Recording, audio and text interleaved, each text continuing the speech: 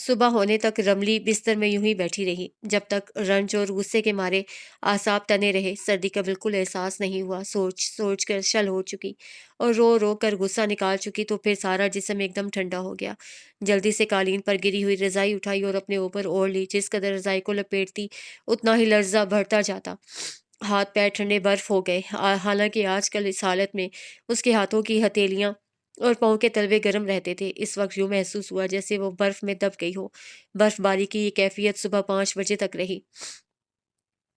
اگر کوئی کتاب اٹھا کر پڑھنے کی کوشش کرتی تو الفاظ برف کے گالے بن جاتے۔ رفتہ رفتہ اس کے دانت بھی کپ کپانے لگے۔ تب اس نے ہمت کر کے ہیٹر چلایا، ہیٹر کے آگے رکھ کر اپنے ہاتھ گرم کیے، پھر ان گرم ہاتھوں میں ٹھنڈے یخ پاؤں دبا کر بیٹھی رہی۔ اسے احساس ہوا کہ جینے کے لیے حرارت کس قدر ضروری ہے۔ جانے کب تاریکیوں سے چھن چھن کر فجر کی اذان کی آواز آنے لگی تو سحر قریب ہونے کے احساس سے اس کے مردہ تن میں آپ ہی آپ جان آنے لگی۔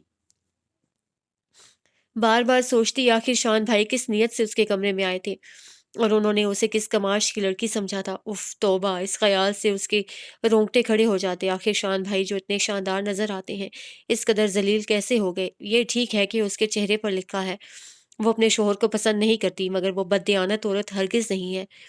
شان بھائی کیا اتنے گھٹیا ہو سکتے ہیں کہ رشتوں ناتوں کا احترام چھوڑ دیں؟ صبح ہو صبح ہولے ان کی اچھی طرح خبر لوں گی اور پھر کچو باجی کو سب کھول سناؤں گی۔ ذرا پٹا باندھ کے رکھیں اپنے سیف الملوک کو، کل ہی روانہ ہو جاؤں گی۔ ماس کو فون کر دوں گی، لعنت بھیجو اس تفریح پر۔ ابھی میری آنکھ نہ کھلتی تو جانے کیا ہو جاتا۔ بیٹھی اپنے خیالوں سے لڑتی اور الجھتی رہی۔ رات تو جادو کی ایک چادر ہے، آتی ہے تو اپنے ساتھ شر اور اسرار کو لے کر آتی ہے، مگر صبح کا رنگ نرالا ہے۔ یوں جھانکتی ہے کہ رات کے اندھیروں کے علاوہ دل پر گرے ہوئے منو بوجھ اپنے آپ ہی سرک جاتے ہیں۔ رات موت ہے اور صبح زندگی ہے، زندگی کی طرح مسکراتی ہے اور وسوسوں کا لہو کر دیتی ہے۔ صبح کی پہلی آہٹ محسوس کرتے ہی رملی کے جسم میں نئی توانائی آ گئی۔ رضائی کو اچھی طرح اپنے گرد لپیٹا۔ باہر لاؤنج میں کسی کے چلنے کی آواز آئی تھی، شاید کچھو باجی چل پھر رہی تھی۔ لاڈلی کی ایک چیخ بھی سنائی دی تھی۔ یہ سب سن کر رملی کے تھکے ہوئے اعصاب کو بڑی تسکین ملی۔ رضائی کے اندر منہ کر لیا، سانس کی گرمی کا نشہ چڑھا تو وہ بے سدھ ہو کر سو گئی۔ نیند کھلی تو دن کے 10 بج رہے تھے اور کچو باجی بری طرح دروازہ پیٹ رہی تھی اور ساتھ میں چلا چلا کر اسے بھی پکار رہی تھی۔ رملی ہڑبڑا کر اٹھی، رضائی کو دور پھینکا اور گرتی پڑتی اس نے اٹھ کر دروازے کی کنڈی کھولی اور پھر واپس آ کر دھم سے بستر پر گر گئی۔ ہائے رمو، یہ تو نے کیا کیا؟ کچو باجی اندر بڑی اچھی آئیں۔ رملی نے ڈر کر ان کی طرف دیکھا، اندر سے دروازہ بند کر لیا۔ رملی سمجھ گئی تو کیا ہوا؟ اس سے پہلے 2 دفعہ آ کے تجھے جگا چکی ہوں۔ پہلے تو کبھی دروازہ بند کر کے نہ سوتی تھی، جب کئی بار دروازہ پیٹنے پر بھی تو نے نہیں کھولا تو میں ڈر گئی کہ کہیں تو نے خودکشی نہ کر لی ہو۔ خودکشی؟ شاید اس کی نوبت آتی کچو باجی۔ پھر وہ انگڑائی لے کر بیدار ہو گئی اور اپنے آپ کو سنبھال کے بولی، کل رات میں سوتے سوتے ڈر گئی تھی، اس لیے اٹھ کر دروازہ بند کر لیا۔ اگر ڈر گئی تھی تو میرے کمرے میں آ جاتی۔ میں نے آپ کو ڈسٹرب کرنا مناسب نہ سمجھا، بمشکل تو آپ سوئی تھی۔ کل رات پتہ ہے میری طبیعت ٹھیک نہیں تھی، آدھے سر میں مسلسل درد ہو رہا تھا۔ کچو باجی بولی، کل رات شان نے میرے سر میں خوب مالش کی، پھر گرم دودھ کے ساتھ مجھے 2 گولیاں کھلا دیں۔ اس کے بعد میں ایسے سکون سے سوئی کہ بچیوں کے رونے پر بھی نہیں جاگی۔ صبح اٹھ کر شان سے پوچھا تو انہوں نے بتایا کہ انہوں نے دانستہ نیند کی گولی دی تھی تاکہ میں ایک رات آرام کر لوں، اور خود رات کو اٹھ کر بچیوں کو دیکھتے رہے ہیں۔ کچو باجی محبت سے مسکرائی، دیکھ نہیں رہی ہو آج میں کتنی تازہ دم لگ رہی ہوں؟ ساری رات گھوڑے بیچ کر سوئی ہوں۔ رملی کے دل میں درد سا اٹھنے لگا۔ ابھی کچو باجی کو معلوم نہیں کہ اس خبیث نے کیوں اسے نیند کی گولی کھلائی اور اس کے جی میں کیا تھا۔ اوفو، یہ بیویاں اس قدر بھولے کیوں ہوتی ہیں؟ رنج اور غم سے پھر رملی کے اعصاب میں تناؤ پیدا ہونے لگا، اور اس ڈر سے کہ صبح کوئی بات غلط طریقے سے نہ نکل جائے وہ ایک دم کھڑی ہو گئی اور کہنے لگی، کچو باجی آپ ناشتہ رکھوائیں، میں غسل خانے میں جا رہی ہوں۔ غسل خانے جا کر پھر اسے شان بھائی کی رات والی باتیں یاد آنے لگی۔ وہ پھر غصے سے کھولنے لگی، پھر ہاتھ پاؤں میں تشنج سا ہونے لگا، پھر جسم لرزنے لگا۔ اسی وقت اسے محسوس ہوا اس کے پیٹ کے اندر جنبش تیز ہونے لگی ہے۔ اف میرے خدا، یہ تعلق ہوتا ہے ماں بچے کا، اتنی مضبوط ڈور ہے ممتا کی۔ ذرا احساسات تپش کی زد میں آتے ہیں، اندر ہلچل ہونے لگتی ہے۔ منہ ہاتھ دھو کر باہر آ گئی۔ تھوڑی دیر کے لیے پلنگ پر بیٹھ کر لمبے لمبے سانس لینے لگی، جیسے اپنے بچے کو تھپک رہی ہو۔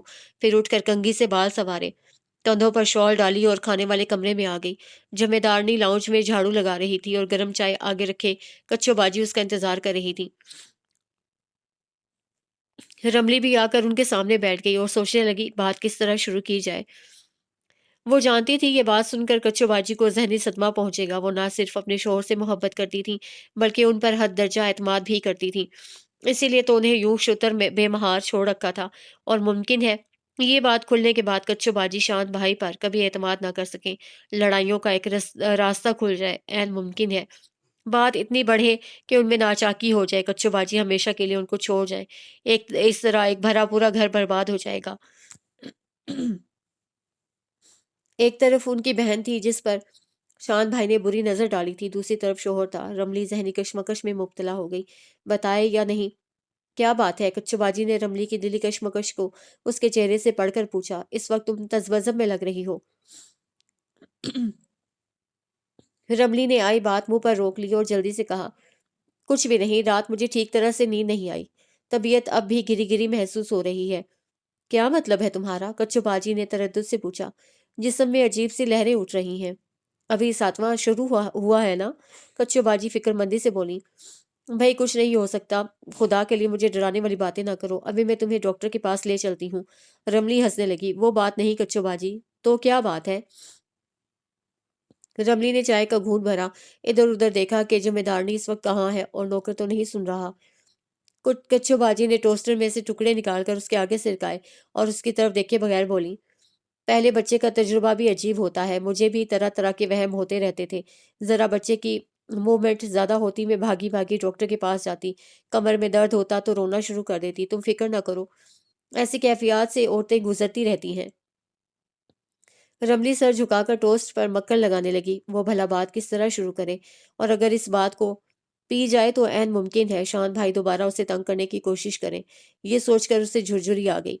और अगर कच्चो बाजी को सब पता चल गया, उन्होंने बाज पुरस शुरू कर दी तो, और उसके जवाब में शान भाई साफ मुकर गए तो? आखिर रमली के पास क्या सबूत है इस बात का? जो आदमी इतना गिर सकता है वो मुकर भी तो सकता है। इस ख्याल से रमली लरस गई। फिर उसकी अपनी वक़्त क्या रह जाएगी? टोस्ट पर जैम लगाते हुए वो एक कड़ी मंजिल से गुजर रही थी।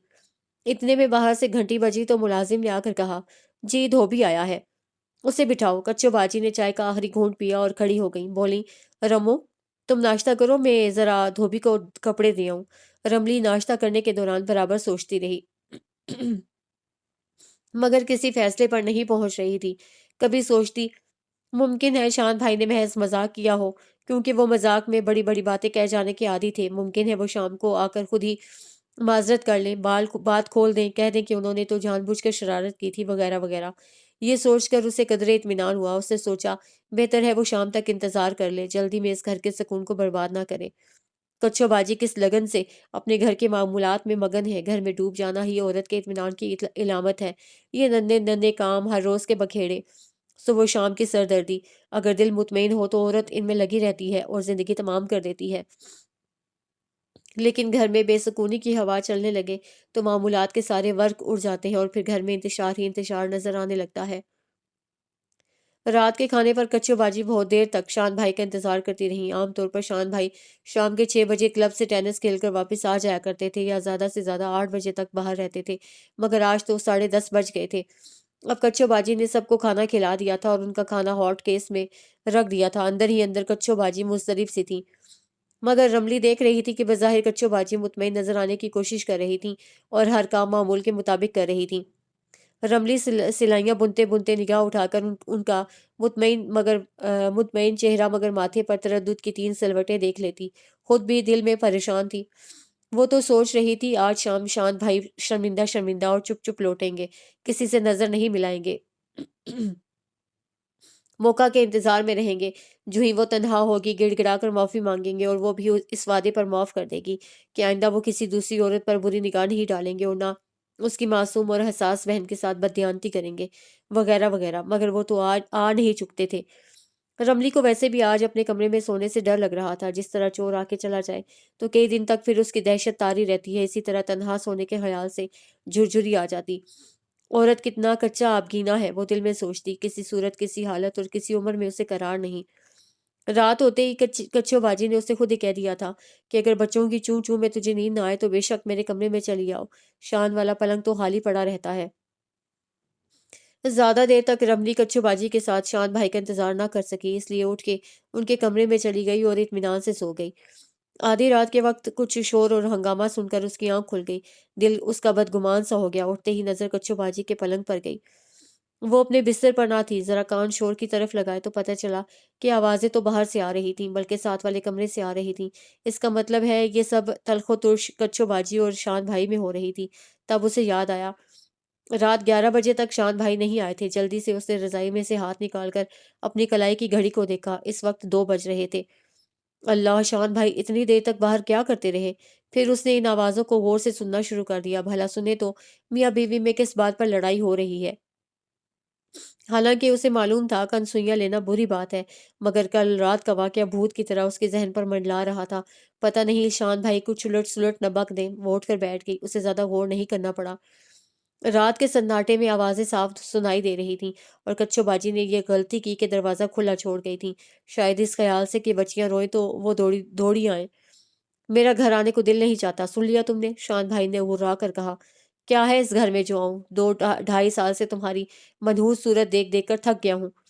شان، شان، کچو باجی دکھ سے بولی، کبھی کبھی تمہیں کیا ہو جاتا ہے؟ کل تک تو تم بالکل ٹھیک تھے، رات تم اتنی محبت سے پیش آ رہے تھے، میرے سر میں مالش کر کے مجھے گولی کھلائی، اور اب ذرا میں نے یہ پوچھ لیا کہ اتنی دیر کہاں رہے تو تم ہوتی کون ہو مجھ سے یہ پوچھنے والی کہ میں اس وقت کہاں سے آ رہا ہوں؟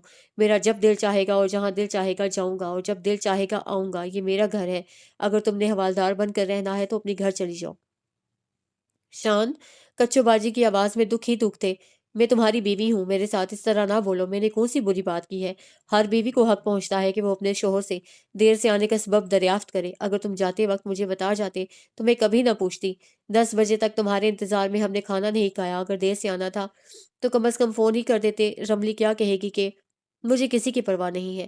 شان بھائی جھپٹ کر بولے، میں تمہارے بہن بھائیوں کو جوتے کی نوک پر جانتا ہوں، اگر وہ یہاں ہمارے معمولات میں دخل دینے آئی ہے تو اسے کہو یہاں سے دفان ہو جائے، میری زندگی اجیرن کرنے کو ایک ہی کافی ہے۔ رملی کو یوں لگا جیسے اس کے کلیجے میں کسی نے گھونسا مارا ہو۔ اس بیچاری نے تو کچھ بھی نہیں کہا۔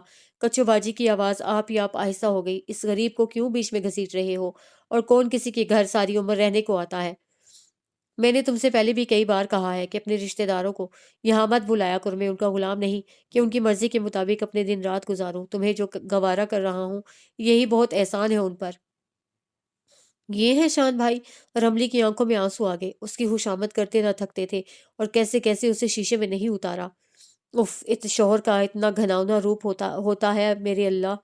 آہستہ بولو شان، کچو باجی نے روندی ہوئی آواز میں کہا۔ رملی میرے کمرے میں سو رہی ہے، کہیں سب سن نہ لے۔ میں اس سے ڈرتا نہیں ہوں، اگر تم نے زیادہ سوال و جواب کیے تو ابھی دونوں بہنوں کو چٹیا سے پکڑ کر باہر کھڑا کر دوں گا۔ ذلیل عورت، مکروہ صورت، ایسے مجھے چپک گئی ہے جیسے چاند کو گرہن لگا ہو۔ مجھے بھی لوگوں نے بدصورتی میں اسیر کر دیا، تمہاری صورت دیکھ کر کیا آتی ہے؟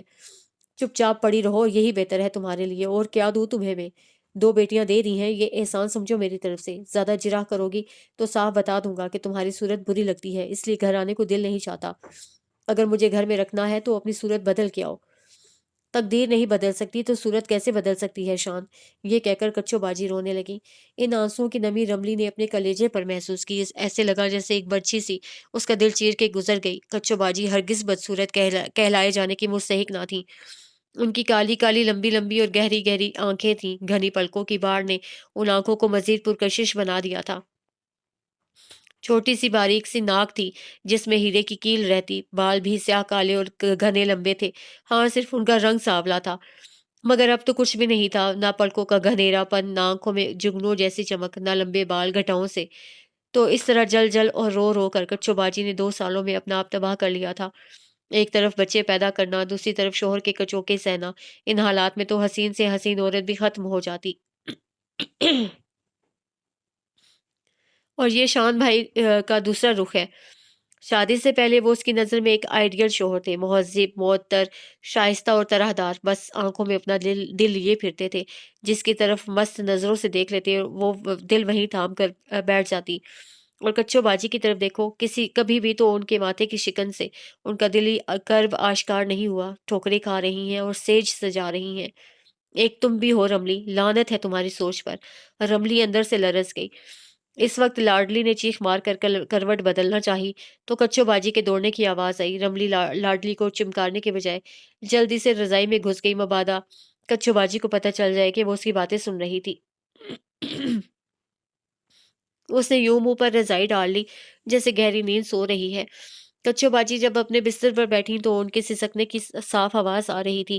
انہوں نے آنسو بہاتے ہوئے لاڈلی کا نیپکن بدلا، اسے دودھ پلایا اور پھر اس کی کھاٹ میں لٹا دیا۔ پھر اس کے بعد رضائی اپنے گرد یوں لپیٹ کر بیٹھ گئی جیسے فقیر اپنے حجرے میں بیٹھ کر آنسوؤں کی تسبیح گھماتا ہے۔ رملی نے رضائی میں ذرا سا سوراخ بنا کر دیکھا۔ کچو باجی تن مارے ہارے سادھو کی طرح اشکوں کی دھنی رمائے بیٹھی تھی۔ اس کا دل چاہا وہ رضائی پرے پھینک دے اور اٹھ کر بیٹھ جائے، اپنی پیاری بہن کو اپنے سلگتے ہوئے سینے کے ساتھ لگا لے اور کہے، آ میری ماں جائی، میں تیرا درد بانٹ لوں، آ میں تیرے سارے آنسو پی لوں، آ میں تجھے اس سنگ دل بے مروت اور کمینے انسان سے دور لے جاؤں، آ میری بہن آ۔ تیرا میرا درد مشترک ہے، سلگنے کا انداز جدا گانا ہے، مگر رضائی کے اندر منہ کر کے وہ بھی لگاتار آنسو بہانے لگی۔ پتہ نہیں ایسے میں شرکت غم کچو باجی کی غیرت کو گوارا ہو یا نہ ہو۔ صبح دونوں بہنیں ایک دوسرے سے آنکھ نہیں ملا رہی تھیں۔ کچو باجی بچوں کے کپڑوں کا ڈھیر لگا کے دھونے بیٹھ گئیں تو رملی دونوں بچیوں کو لے کر دھوپ میں جا بیٹھی۔ رات تک انہوں نے صرف سرسری سی گفتگو ایک دوسرے کے ساتھ کی، لیکن اپنے اپنے طور پر دونوں نے اپنے آپ کو مصروف رکھنے کا کوئی نہ کوئی بہانہ تلاش کر لیا تھا۔ بلکہ صبح رملی بہت خوفزدہ تھی، جب تک شان بھائی کی باتیں نہیں سنی تھیں، اور طرح کا خوف تھا۔ اب ان کی گفتگو کا انداز جان کر اس کی جان نکلی جا رہی تھی۔ ایسے گھٹیا آدمی سے ہر گری ہوئی حرکت کی توقع کی جا سکتی ہے، بالفرض وہ کچو باجی کو بتائے اور اس افسار پر شان بھائی بالکل مکر جائیں بلکہ آپس سے باہر ہو جائیں، بقول ان کے دونوں بہنوں کو چٹیا سے پکڑ کر نکال باہر کریں تو لوگ کیا کہیں گے؟ زمانہ اس پر کیا الزام دھرے گا؟ یہی نہ کہ چند دنوں کے لیے بہن کے گھر گئی تھی، اپنی بہن کا ہرا بھرا گھر برباد کر کے آ گئی۔ جی کیا سوچیں گی؟ معاذ کے کیا تاثرات ہوں گے؟ ممکن ہے معاذ یہ بھی سوچ لے کہ میرے عرصہ دراز سے شان سے مراسم ہوں گے، تبھی تو اسے اب دست درازی کی جرت ہوئی۔ امی ابا جی کو کیا جواب دوں گی؟ کتنے لوگوں کو سمجھانا پڑے گا، بار بار رونا پڑے گا، قسمیں کھانا پڑیں گی، سارے رشتوں میں بال آ جائے گا، اور پھر پتہ نہیں میری بے گناہی کا کسی کو یقین آئے گا یا نہیں۔ لوگوں کو اس بات کا یقین کیسے دلایا جائے گا کہ میرا دامن بے داغ ہے، میں چھینٹوں سے محفوظ رہی ہوں، اور شان بھائی دشمنی میں آ کر جانے اور کیا کیا کہہ دے۔ بیٹھے بیٹھے رملی سر سے پاؤں تک لرز جاتی، اس کے ہاتھ پاؤں ٹھنڈے ہو جاتے، اس کا دل چاہتا وہ یہاں سے بھاگ جائے، مگر کچھ بھی تو اس کے اختیار میں نہ تھا۔ ابھی تک تو اس کا شان بھائی سے سامنا نہیں ہوا تھا، اور نہ اس کا شان بھائی کے سامنے جانے کا ارادہ تھا، لیکن سامنا ہو گیا تو پھر کیا ہوگا؟ ادھر جب کچو باجی کی ازدواجی زندگی کی طرف دیکھتی تو دل ٹھہرنے لگتا، وہ اوپر سے کتنی مطمئن نظر آ رہی تھی، پتہ نہیں کتنے سخت مرحلوں سے گزری ہوں گی، پتہ نہیں اور کتنے کٹھن مقام ان کی زندگی میں آئیں گے۔ ہائے اللہ، کیا ہر عورت اتنی مجبور ہوتی ہے؟ اگلے 2-3 دن بڑی کشمکش میں گزرے۔ شان بھائی سے سرسری سا سامنا ہوتا رہا، وہ یوں نکل جاتے جیسے جلدی میں ہو، اور وہ یوں ظاہر کرتی جیسے اسے دیکھا ہی نہیں۔ شاید یہی بندوبست ٹھیک تھا۔ پھر کچو باجی نے بتایا کہ جمعہ کو وہ لوگ لاہور جا رہے ہیں، تو جیسے اس کے دل کی کلی کھل اٹھی۔ 2 دن کچو باجی بچوں کے کپڑے اور چیزیں سمیٹتی رہی اور وہ ہنس ہنس کر ان کی مدد کرتی رہی۔ سب سے عجیب بات اسے یہ لگ رہی تھی کہ کچو باجی ہمیشہ کی طرح ہنس ہنس کر شان بھائی کے آگے پیچھے پھر رہی تھی، جیسے کبھی کانٹے ان کی راہ میں نہیں آئے تھے۔ وہ ہمیشہ سے پھولوں اور پتیوں پر چل رہی ہیں، وہ آ جاتے تو کھل اٹھتی، کھانا چائے لوازمات لے لے کر ان کے کمرے میں جاتی، وہ جانے لگتے تو بچ بچ کر خدا حافظ کہتی۔ کیا کچو باجی حوصلے کا سمندر ہے یا کچو باجی بے غیرت ہے؟ رملی کا دماغ پھٹتا جا رہا تھا۔ یہ سب دیکھ دیکھ کر 12 جمعہ کا دن آیا اور وہ وہاں سے ریل کار میں سوار ہو گئیں۔ بچوں کے ساتھ سفر کرنے کا رملی کا پہلا تجربہ تھا۔ کوئی اور دن ہوتا تو وہ کچو باجی کو صاف صاف جواب دے دیتی کہ وہ ان کی بچیوں کو ہرگز نہ سنبھالے گی، مگر کچو باجی کی اندرونی حالت کو جان کر وہ ہر کام میں ان کا ہاتھ بٹاتی رہی، بچیوں کو سنبھالتی رہی۔ بالآخر کچو باجی نے کہہ ہی دیا، رمو تو ساتھ نہ ہوتی تو میں اکیلی مر کھپ جاتی، اسی لیے تو تجھے روک رہی تھی۔ اور واپسی پہ آپ کیا کریں گی کچو باجی؟ واپسی پہ شان لینے آ جائیں گے۔ کچو باجی نے یوں بے پرواہی سے کہا جیسے شان بھائی ان کے اشارے کے غلام ہو۔ رملی جانتی تھی शान भाई सफर में क्या करेंगे? जो अपनी बीवी के कमरे में सोना पसंद नहीं करते, वो सफर में उसे क्या आराम पहुंचाएंगे? स्टेशन पर अम्मी जान ने ड्राइवर भेज दिया था, इसीलिए वो दोनों पहले मैके चली गई। सारा प्रोग्राम रमली ने फोन पर माज को बता दिया था, इसलिए रात के 10 बजे माज वहीं पर लेने आ गया। आया तो अम्मी जान ने जबरदस्ती उसे खाने पर बिठा लिया। कुछ देर गपशप होती रही, फिर माज उसे घर ले आए। बेजी उसके इंतजार में जाग रही थी। उठकर उसकी बलाएं ली, खाने पीने को पूछा और फिर बोली, कमरे में चलकर आराम करो, मैं वहीं आ रही हूँ। रमली अपने कमरे में आ गई, मगर वस्त में ही खड़ी रह गई। कमरे की तरतीब बिल्कुल बदली हुई थी। अब पलंग दूसरी दीवार के साथ लगा था, ड्रेसिंग टेबल खिड़की के पास आ गई थी, सोफों का रुख दरवाजे की तरफ हो गया था। गुलाब के अधखिले फूल साइड टेबल के गुलदान में पड़े थे। ड्रेसिंग टेबल की हर चीज चमक रही थी। कमरे में एक जिंदगी थी, एक इत्मीनान था जिसकी छाप हर शय पर लगी थी। रमली खड़ी एक शय को बड़े गौर से देख रही थी। अगर औरत अपने घर वापस आए तो उसे हर शय साफ सुथरी मुस्कुराती गाती मिले तो जी कितना निहाल होता है। उसका सामान उठाकर माज अंदर आ गया और बोला, कमरे की तरतीब मैंने बदल दी है। क्यों? वो आहिस्ता से बोली, मौसम बदलने वाला है ना, अब बिस्तर इस रुख पर ठीक रहेगा। और फिर वो शौकी से मुस्कुराया, एक और बिस्तर के लिए जगह की जरूरत होगी। रमली ने चौंक कर मास की तरफ देखा। तारीक रात में कोई सितारा न जल रहा था। अपना पेट पकड़कर घिसटती हुई आई और पलंग पर बैठ गई। मास बाकी मांदा सामान लेने फिर बाहर निकल गया। रमली गुमसुम सी बैठी एक एक शय को तक रही थी। यहाँ हर बेजान चीज में हुस्न था सिवाय मास के चेहरे के। बेजी तस्बीह घुमाती अंदर आ गई। कैसी तबीयत है वोटी तुम्हारी? जी बस मैं बिल्कुल ठीक हूँ, रमली ने मुस्कुराने की कोशिश की। मुझे तो बहुत कमजोर लग रही है, चेहरा उतरा हुआ है, आंखें अंदर को धुंस गई हैं। वहां डॉक्टर को दिखाती रही हो? जी दिखाया था एक बार, मगर आज तो जरा सफर की थकान है। पाँव ऊपर कर लो, उन्होंने इस तरह कहा कि रमली ने जूता उतारकर झट पाँव ऊपर कर लिए। दिखा ना, बेजी ने उसका पहुंचा हटाकर बोली। तुम्हारे पाँव पे सोजन बहुत है, क्या वजह है वोटी? कुछ नहीं बेजी, रमली दोनों पाँव पलंग पर रखकर घुटने जोड़कर बैठ गई। ट्रेन में पाँव लटका के बैठी रही हूं ना, तो इसलिए सूज गए हैं।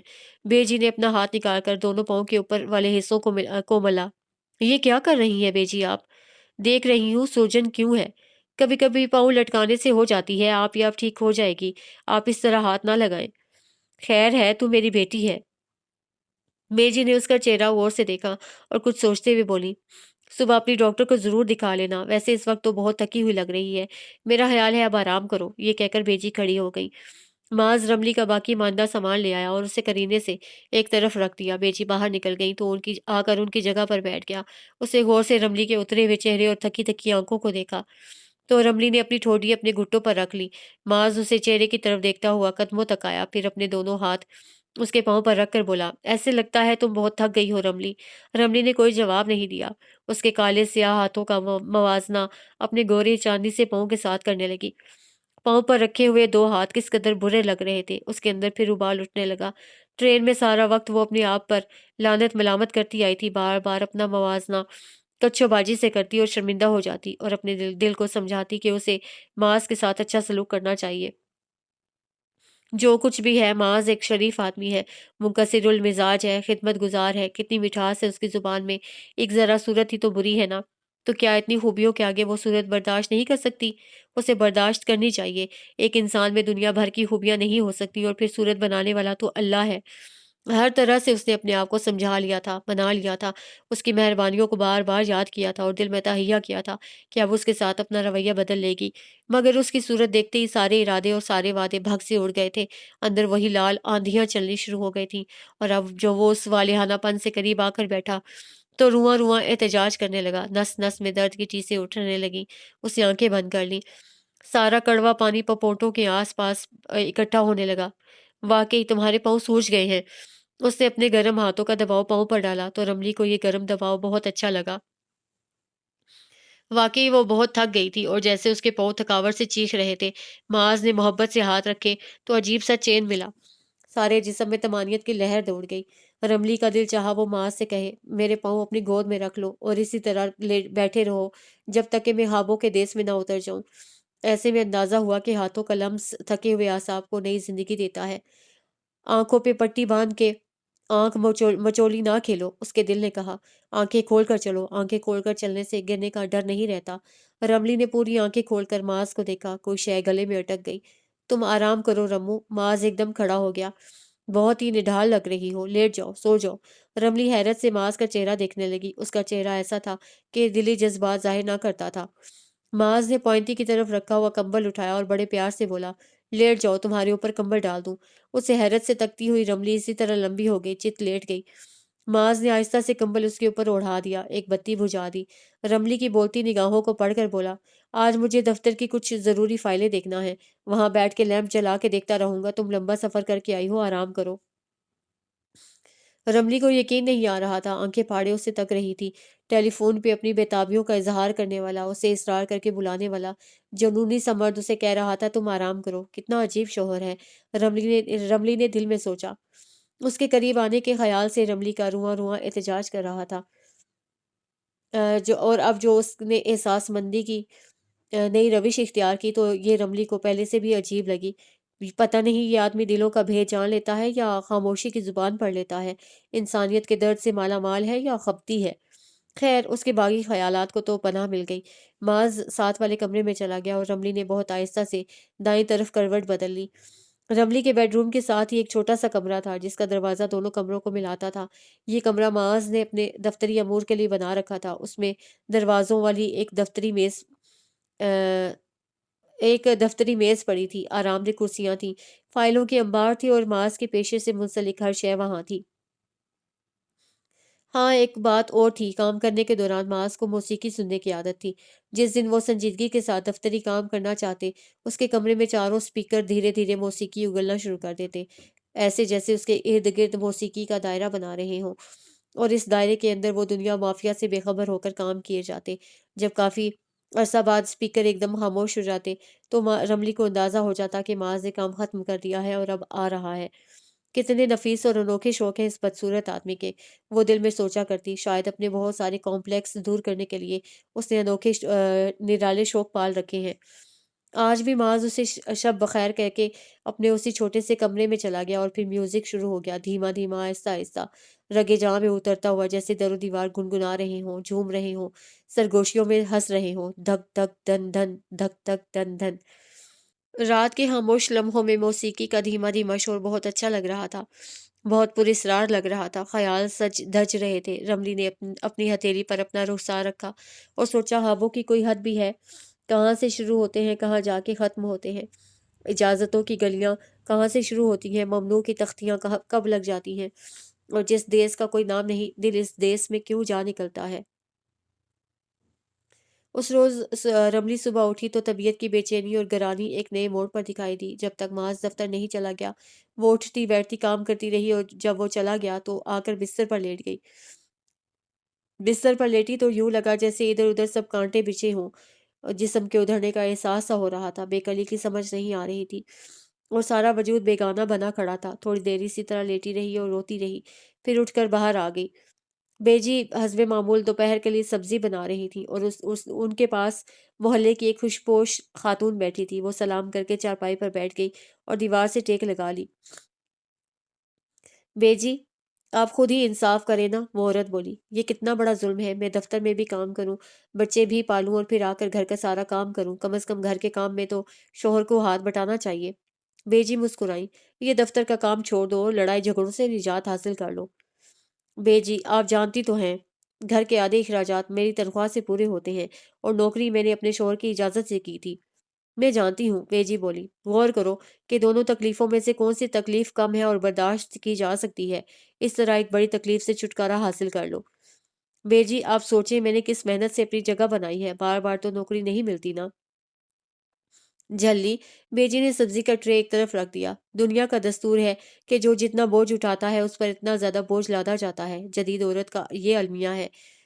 उस गरीब ने आला तालीम हासिल की, पुराना लिबादा उतारा, रिवायात को खैरबाद कहा, मर्द के साथ कदम मिलाकर चलने की कोशिश की, इक्तसादी बोझ को बटाने के लिए मैदान में निकल आई। मगर मर्द इन सब बातों को कहाँ मानता है। बाहर की दुनिया में वो औरत के अमल दखल को पसंद नहीं करता, इसलिए औरत की सलाहियत को नहीं मानता और ना मानेगा। तो झलियो, ये कोशिश क्यों कर रही हो? मैं देखती हूँ बेचारी काम करने वाली औरतें तपती दोपहरों में थकी हारी आती हैं तो घर के बेशुमार मसाइल जबड़े फाड़े उनका इस्तकबाल करते हैं। दफ्तर में जितना भी सर खपा कर आती हूँ, घर आकर घरदारी करनी पड़ती है। हर औरत की इस्तिताअत तो नहीं होती कि वो खानसामा या आया रख ले। इस महंगाई के दौर में हर कोई नौकर नहीं रख सकता। इस तरह बेचारी औरत दो खानों में बँट जाती है।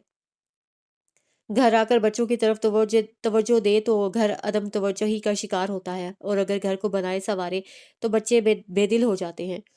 बेटा, एक औरत कितने काम कर सकती है? एक कोई औरत फौलाद की तो बनी नहीं होती। 2 महीने बाद कितनी तनख्वाह लाए, ये नहीं देखते।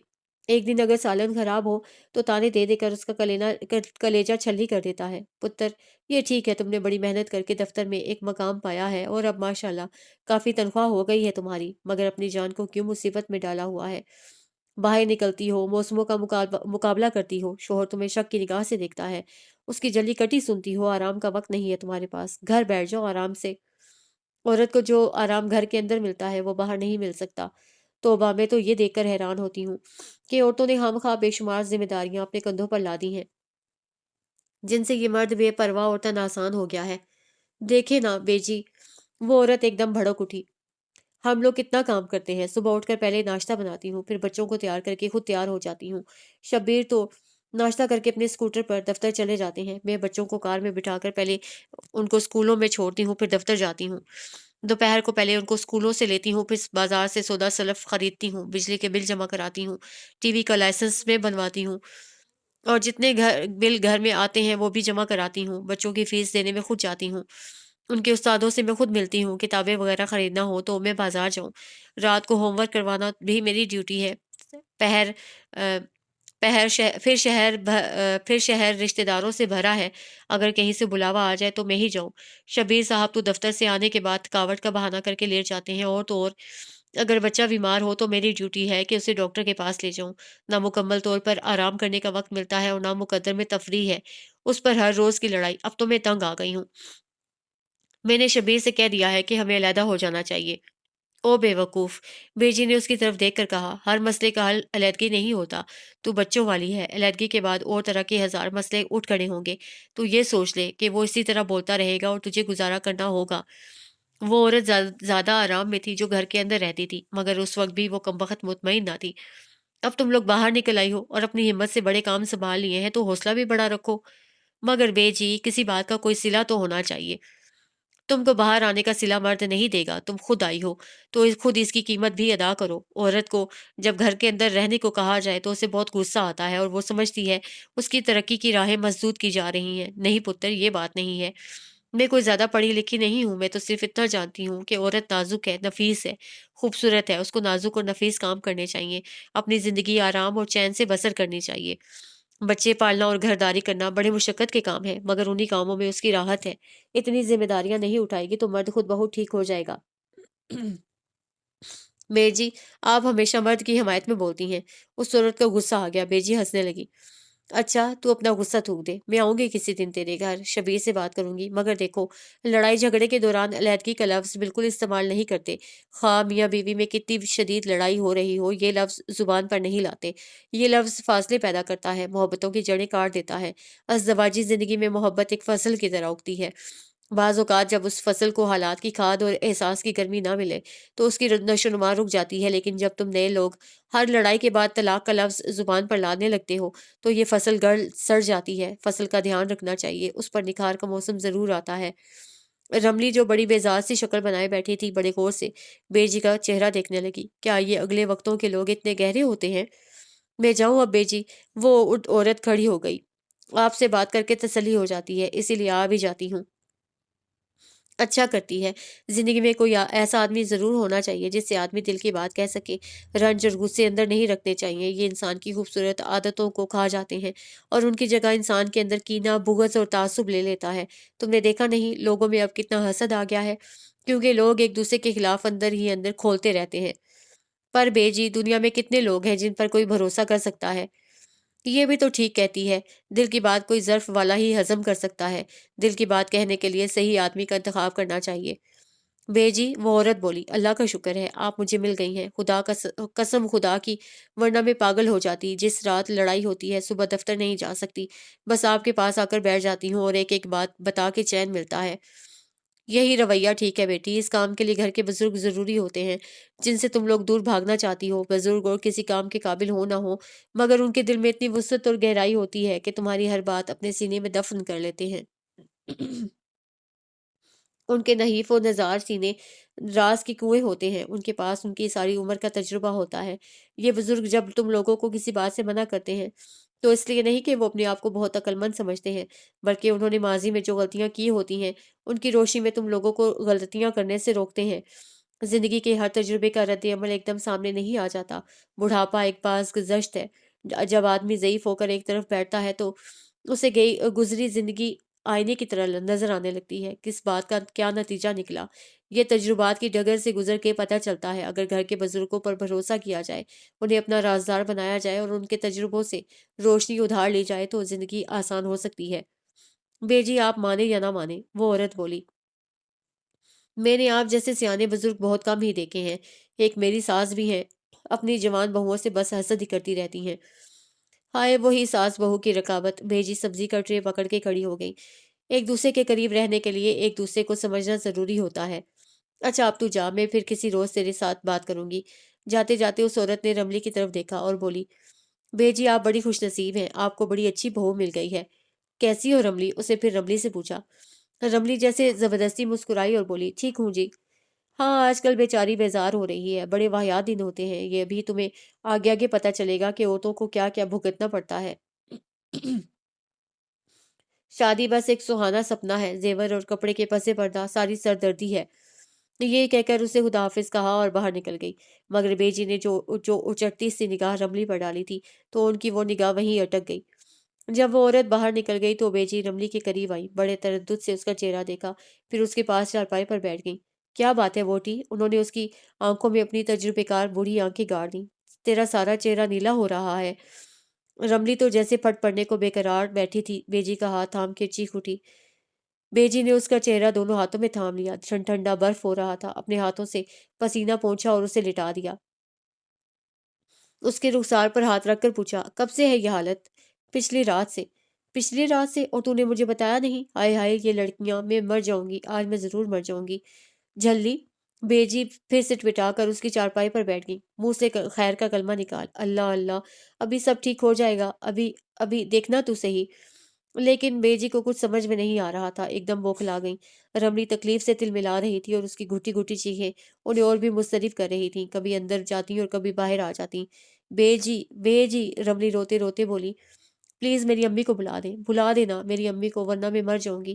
اسی وقت بیجی کو معاذ کا خیال آ گیا، فوراً اندر گئی، معاذ کے دفتر میں فون کیا، اتفاق سے وہ مل گیا۔ اسے فوراً گھر آنے کا کہہ کے بیجی باورچی خانے میں چلی گئی۔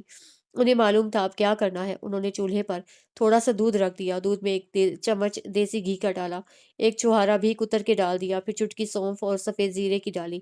جب ابال آ گیا تو چٹکی بھر ہلدی بھی ڈال دی، خوب جوش دلا کر دودھ کو پیالے میں ڈالا اور رملی کے پاس لے آئی۔ یہ کیا ہے بیجی؟ دودھ ہے بس، اسے پی لو، اس سے درد تیز ہو جائیں گے۔ بیجی! رملی چیخنے لگی، آپ کیا ظلم کرتی ہیں؟ میری پہلے ہی جان نکلی جا رہی ہے اور آپ کہتی ہیں درد تیز ہو جائیں، کیوں مارنا چاہتی ہیں مجھے؟ بیٹی بیٹی! بیجی نے پیالہ تپائی پر رکھ دیا اور اس کو سہارا دے کر اٹھایا۔ تم ابھی نا تجربے کار ہو، وہاں پتہ نہیں اسپتال میں کتنی دیر لگ جائے، وہ ٹیکا لگا کے تمہیں ایک جگہ ڈال دیں گے، یہ گرم دودھ پی لو گی تو جلدی سب ہو جائے گا، اٹھو شاباش، ضد نہیں کرتے، اٹھو اٹھو۔ رملی نے جب اٹھنے کی کوشش کی تو کئی ہزار بچیاں اس کے جسم میں کھپ گئیں، آنکھوں کے آگے اندھیرا آ گیا، زمین و آسمان گھومنے لگے، اپنا آپ اپنے ہاتھوں سے چٹنے لگا۔ کیسی کڑی مسافت تھی کہ چل بھی نہ رہی تھی، پھر بھی تھکن سے چور چور تھی، جوڑ جوڑ الگ ہو رہا تھا اور ہمت جواب دے رہی تھی، سانس پھول رہی تھی، پتہ نہیں بے بسی کا کون سا مقام تھا، اس کی آنکھوں سے جھڑی لگی تھی، ایسے لگتا تھا بس دم نکلنے والا ہے۔ امی کو فون کیا آپ نے؟ اس نے ایک گھونٹ دودھ پی کر یوں سر اٹھایا جیسے نزاع کے وقت اپنی ماں کو دیکھنا چاہتی ہو۔ نہیں، بیجی نے آہستہ سے کہا۔ کیوں کیوں؟ رملی نے ہاتھ مار کر ذرا سا دودھ گرا دیا۔ میں مر رہی ہوں اور آپ میری ماں کو نہیں بلاتی؟ تم یہ دودھ پی لو، پھر میں جا کے فون کروں گی۔ رملی نے بے دلی سے گھونٹ گھونٹ کر کے دودھ پیا، دودھ اس طرح گلا چیر کر جا رہا تھا جیسے ہر گھونٹ کے ساتھ خنجر کی دھار اندر جا رہی ہو، اندر باہر کوئی سستانے کا مقام نہ تھا، درد کا ایک بگولا تھا جس نے اسے اپنی لپیٹ میں لے لیا تھا، سکون کی زمین پر قدم نہ ٹکتے تھے اور وہ درد کے گرداب میں پھنسی لمحہ بلمحہ فضا میں معلق ہوئی جا رہی تھی۔ اس وقت اسے اپنی زندگی بہت پیاری لگی، اپنی ذات دنیا کی ہر شے سے قیمتی لگی۔ اس کی آنکھوں میں ایک خاموش التجا اتر آئی۔ مجھے بچا لو، کسی طرح مجھے بچا لو۔ اس احساس کے ساتھ ہی ماں کی گود میں چھپ جانے کی تمنا جاگ اٹھی۔ ماں کی گود جو زندگی کی ہر کٹھن اور کڑے لمحوں میں یاد آ جاتی ہے، جو عافیت کی چھایا ہے اور جس کو گود میں منہ چھپا کر انسان دنیا کے ہر غم سے بے نیاز ہو جاتا ہے۔ پلیز امی کو فون کر دے بیجی، رملی نے رکتی سانسوں کے درمیان کہا۔ اچھا، بیجی نے پیالہ اٹھایا اور خاموشی سے اندر چلی گئی۔ بیجی کے اٹھتے ہی درد کی ایک لہر آئی اور رملی زور سے چیخی۔ بیجی واپس آ گئی۔ پاس بیٹھ کر انہوں نے رملی کے دونوں کندھے پکڑ لیے۔ اس ایک لمحے میں جب درد کا دریا اسے ایک نامعلوم جہان کی طرف بہا لے جانے والا تھا، اس نے اپنی سوجی سوجی اور آنسوں سے بھری ہوئی آنکھوں کو کھول کر آسمان کی طرف دیکھا اور آنسوں کی زبان میں التجا کی۔ خدایا مجھے بچا لے، میں جینا چاہتی ہوں ابھی، ابھی نہیں، خدایا خدایا خدایا۔ اور پھر نڈھال ہو کر اسے سر تکیے پر رکھ دیا۔ اس کے بعد کافی دیر تک سکون رہا اور بیجی اندر جا کے بچے کا سامان اکٹھا کرنے لگی۔ اسی وقت گھبرایا ہوا سا معاذ گھر کے اندر داخل ہوا۔ گھبراہٹ میں اس کے چہرے پر ہوائیاں اڑ رہی تھیں اور ایسے میں وہ کچھ اور بھی بےہودہ لگ رہا تھا۔ رملی نے اپنی نیم و آنکھوں سے اس کی طرف دیکھا تو خوف اور وسوسوں میں گھرے دل میں ایک کانٹا سا چھپ گیا۔ اس شخص کے لیے تو خدا سے زندگی مانگ رہی ہے۔ کیا ہوا ہے رمو؟ معاذ ایک دم اس کے قریب بیٹھ گیا۔ رملی نے اپنا بازو اپنی روتی ہوئی آنکھوں پر رکھ لیا۔ کیا بتاؤں کیا ہوا ہے؟ رملی پھر رونے لگی۔ جو بھی ہو رہا ہے تمہارے کارن ہو رہا ہے۔ کون سا درد گھناؤنا ہے یہ نہیں جانتی۔ تھوڑی دیر پہلے زندہ رہنے کی خواہش جاگی تھی، زندگی پیاری لگی تھی، دنیا خوبصورت لگی تھی۔ تم آئے ہو تو وہ سسکنے لگی۔ دعا بیچ راہ کے حیران کھڑی ہے۔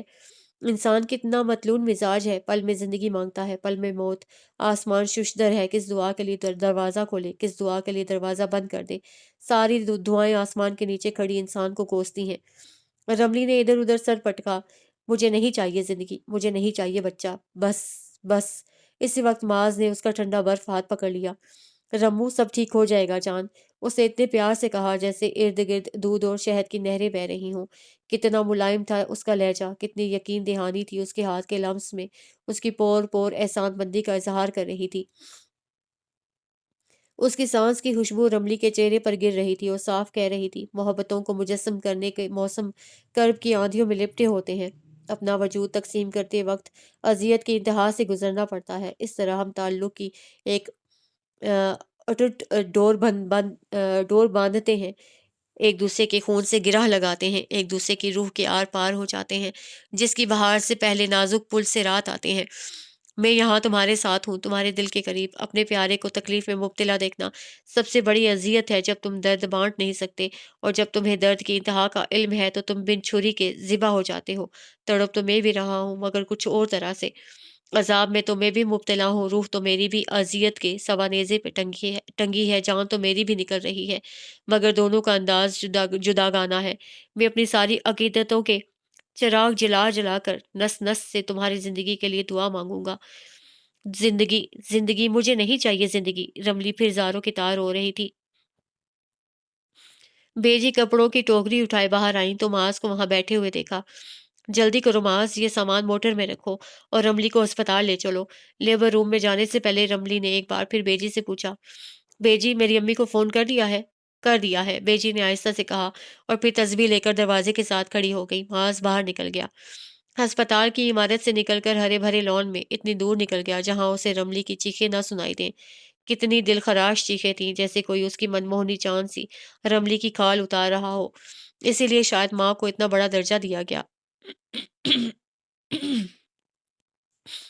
جب وہ درختوں کے ایک نیم تاریخ جھنڈ میں پہنچ گیا تو اسے ہاتھ میں پکڑا ہوا مسلح گھاس پر بچھا دیا اور اپنی ایک ایک سانس کے ساتھ اللہ سے اپنی رملی کی زندگی کی بھیک مانگنے لگا۔ نوافل پڑھتے پڑھتے اس نے نگاہ اٹھا کے سامنے دیکھا تو انٹرنس والے گیٹ پر بیجی کھڑی ادھر ادھر دیکھ رہی تھی۔ معاذ نے جلدی سے مسلح لپیٹا اور ان کی طرف بھاگا۔ دل میں وسوسوں کا ایک ہجوم تھا اور دل بری طرح دھک دھک کر رہا تھا۔ تیز تیز قدم اٹھاتا ہکا بکا سا جب وہ قریب پہنچا تو بیجی اسے دیکھ کر ہنس پڑی۔ کیا بات ہے بیجی؟ وہ بیجی کی ہنسی کا مفہوم بھی سمجھنے سے قاصر لگ رہا تھا۔ اللہ کا کرم ہوا ہے، آ جاؤ۔ بیجی ہسپتال کے کوریڈور میں مڑ گئی، معاذ بھی ان کے ساتھ ہو لیا۔ بہت کچھ پوچھنے کو دل مچل رہا تھا مگر کچھ بھی پوچھنے کا ڈھنگ نہیں آ رہا تھا۔ لیبر روم کے باہر پہنچ کر بیجی نے معاذ کی طرف دیکھا، ان کے چہرے پر خوشیوں کے چراغ جل رہے تھے۔ اللہ کا بڑا احسان ہے، پوتا دیا ہے اللہ نے مجھے۔ ارے معاذ ایک دم چونکا۔ सब बहुत जल्दी लगा उसे, बहुत खूबसूरत, अजीब। बेजी उसे खबर सुनाकर अंदर जाने लगी तो वह बेताब होकर उनके पीछे लपका। बेजी, रमली कैसी है? बेजी, रमली ठीक है। बेजी, रमली का क्या हाल है? मगर बेजी नर्स से बातें करने में मगन थी। इस वक्त नकाहत से चूर और थकावट से रेजा रेजा रमली के कान में मांस की आवाज पड़ गई। वो पूछ रहा था, बेजी, रमली तो ठीक है ना? मुबारक हो सर, आपका बेटा हुआ है, नर्स ने करीब से गुजरते हुए कहा। मगर सिस्टर, मेरी बीवी कैसी है? नर्स हंसकर करीब से गुजर गई। अब तो जी बिल्कुल ठीक है। मांस की आवाज ने रमली को जिंदगी का एहसास दिलाया। थोड़ी देर पहले जब जबरदस्त तूफान उठा था, उसने एक बार फिर अपनी माँ की तमन्ना की थी, इस ख्याल से कि शायद उसकी माँ उसे इस अजाब से बचा लेगी, लेकिन इस अजाब से गुजरे बगैर तो कोई माँ माँ नहीं बन सकती। फिर एक नरम सी आवाज आई थी और उसके साथ ही सुकून के बादल छा गए थे। डॉक्टर ने बड़ी देर के बाद उसे बताया कि तुम्हारे बेटा हुआ है। उफ, उसने अपनी अपनी थकी हुई पलकों के साइबान ढीले कर दिए। ना तो बच्चे को देखने की तमन्ना जागी, ना दिल में कोई हलचल उठी। शुक्र है खोलते लावे से निजात मिली। यूं लग रहा था एक जमाने से पाप प्यादा चलती आ रही है और अब थक के सो जाना चाहती है। और जब इंजेक्शन के असर से नींद के पाताल में उतरती जा रही थी, तो एक भयानक ख्याल का कोड़ा लगा आकर उसके जख्मी तन में फिर दर्द की लहरें उठने लगी। और वो एक बदसूरत बच्चे की माँ बन गई थी। एक और करेहुल मंजर इंसान को उसे जन्म दे दिया था। दुनिया की बदसूरती में इजाफा कर डाला था, तभी तो किसी ने उसे बच्चा नहीं दिखाया। वो दौर वो दूर पालने में पड़ा हुआ था और एक नर्स उसके साथ लगी हुई थी। बेजी मुस्कुराती हुई नर्स के पास जा खड़ी हुई और बड़े बड़े इतराए हुए अंदाज में कहने लगी, बिल्कुल मेरे मांस पर गया है, छोटा सा मांस लग रहा है मुझे। वो पैदा हुआ था तो ऐसा ही था। उफ, उफ। रमली ने अपने सर को इधर उधर मारा। जी, अब तो सारा काम खत्म हो गया है, अब क्यों बेचैन हो रही हैं आप? नर्स ने उसके ऊपर सफेद चादर डालते हुए कहा। तो रमली ने अपने खुश्क और नीले होंठों पर जुबान फेरी। चलिए आपको आपके कमरे में छोड़ आए। दो नर्सों ने मिलकर उसे स्ट्रेचर पर डाला और स्ट्रेचर धकेलते हुए लेबर रूम से बाहर निकल आई। बाहर दरवाजे के पास मास खड़ा था, मुंतजिर और मुस्तरिब उसे देख कर आगे बढ़ा। शायद उसका दिल चाह रहा था कि रमली को हाथों में भर के कलेजे में छुपा ले, मगर रमली ने अपनी आंखें बंद कर ली। नर्स बड़ी मुशाकी से गोल गोल दायरों में स्ट्रेचर को घसीटती हुई ऊपर की मंजिल में ले जा रही थी, मगर रमली को यूं महसूस हो रहा था सारी दुनिया उसके इर्द गिर्द घूम रही है, सारी दुनिया उसकी तरफ देख रही है, सारी दुनिया कह रही है, देखो ये अजीब उल खलकत बच्चे की माँ है, देखो देखो इसने दुनिया को क्या दिया। अस्पताल के दस्तूर के मुताबिक पूरे 24 घंटे बच्चा माँ के पास नहीं लाया गया। बस थोड़ी थोड़ी देर बाद बेजी कमरे से निकल जाती और बच्चों वाले कमरे में जाकर अपने पोते को देख आती। फिर आकर कहती, कमबख्त कहीं मेरा बच्चा बदल ना दे। ए काश बदल दे, सोई हुई रमली सोचती। बेजी के अलावा किसी ने बच्चे का जिक्र नहीं किया था। कल सारा दिन अम्मी भी यहाँ रही थी। अम्मी इस वक्त आई जब वो अपने कमरे में पहुंच चुकी थी और उनके आने से पहले बेजी ने उसकी पेशानी चूम कर उसे बताया था कि मैंने बच्चा होने के बाद तेरी माँ को इत्तला दी है। क्यों बेजी?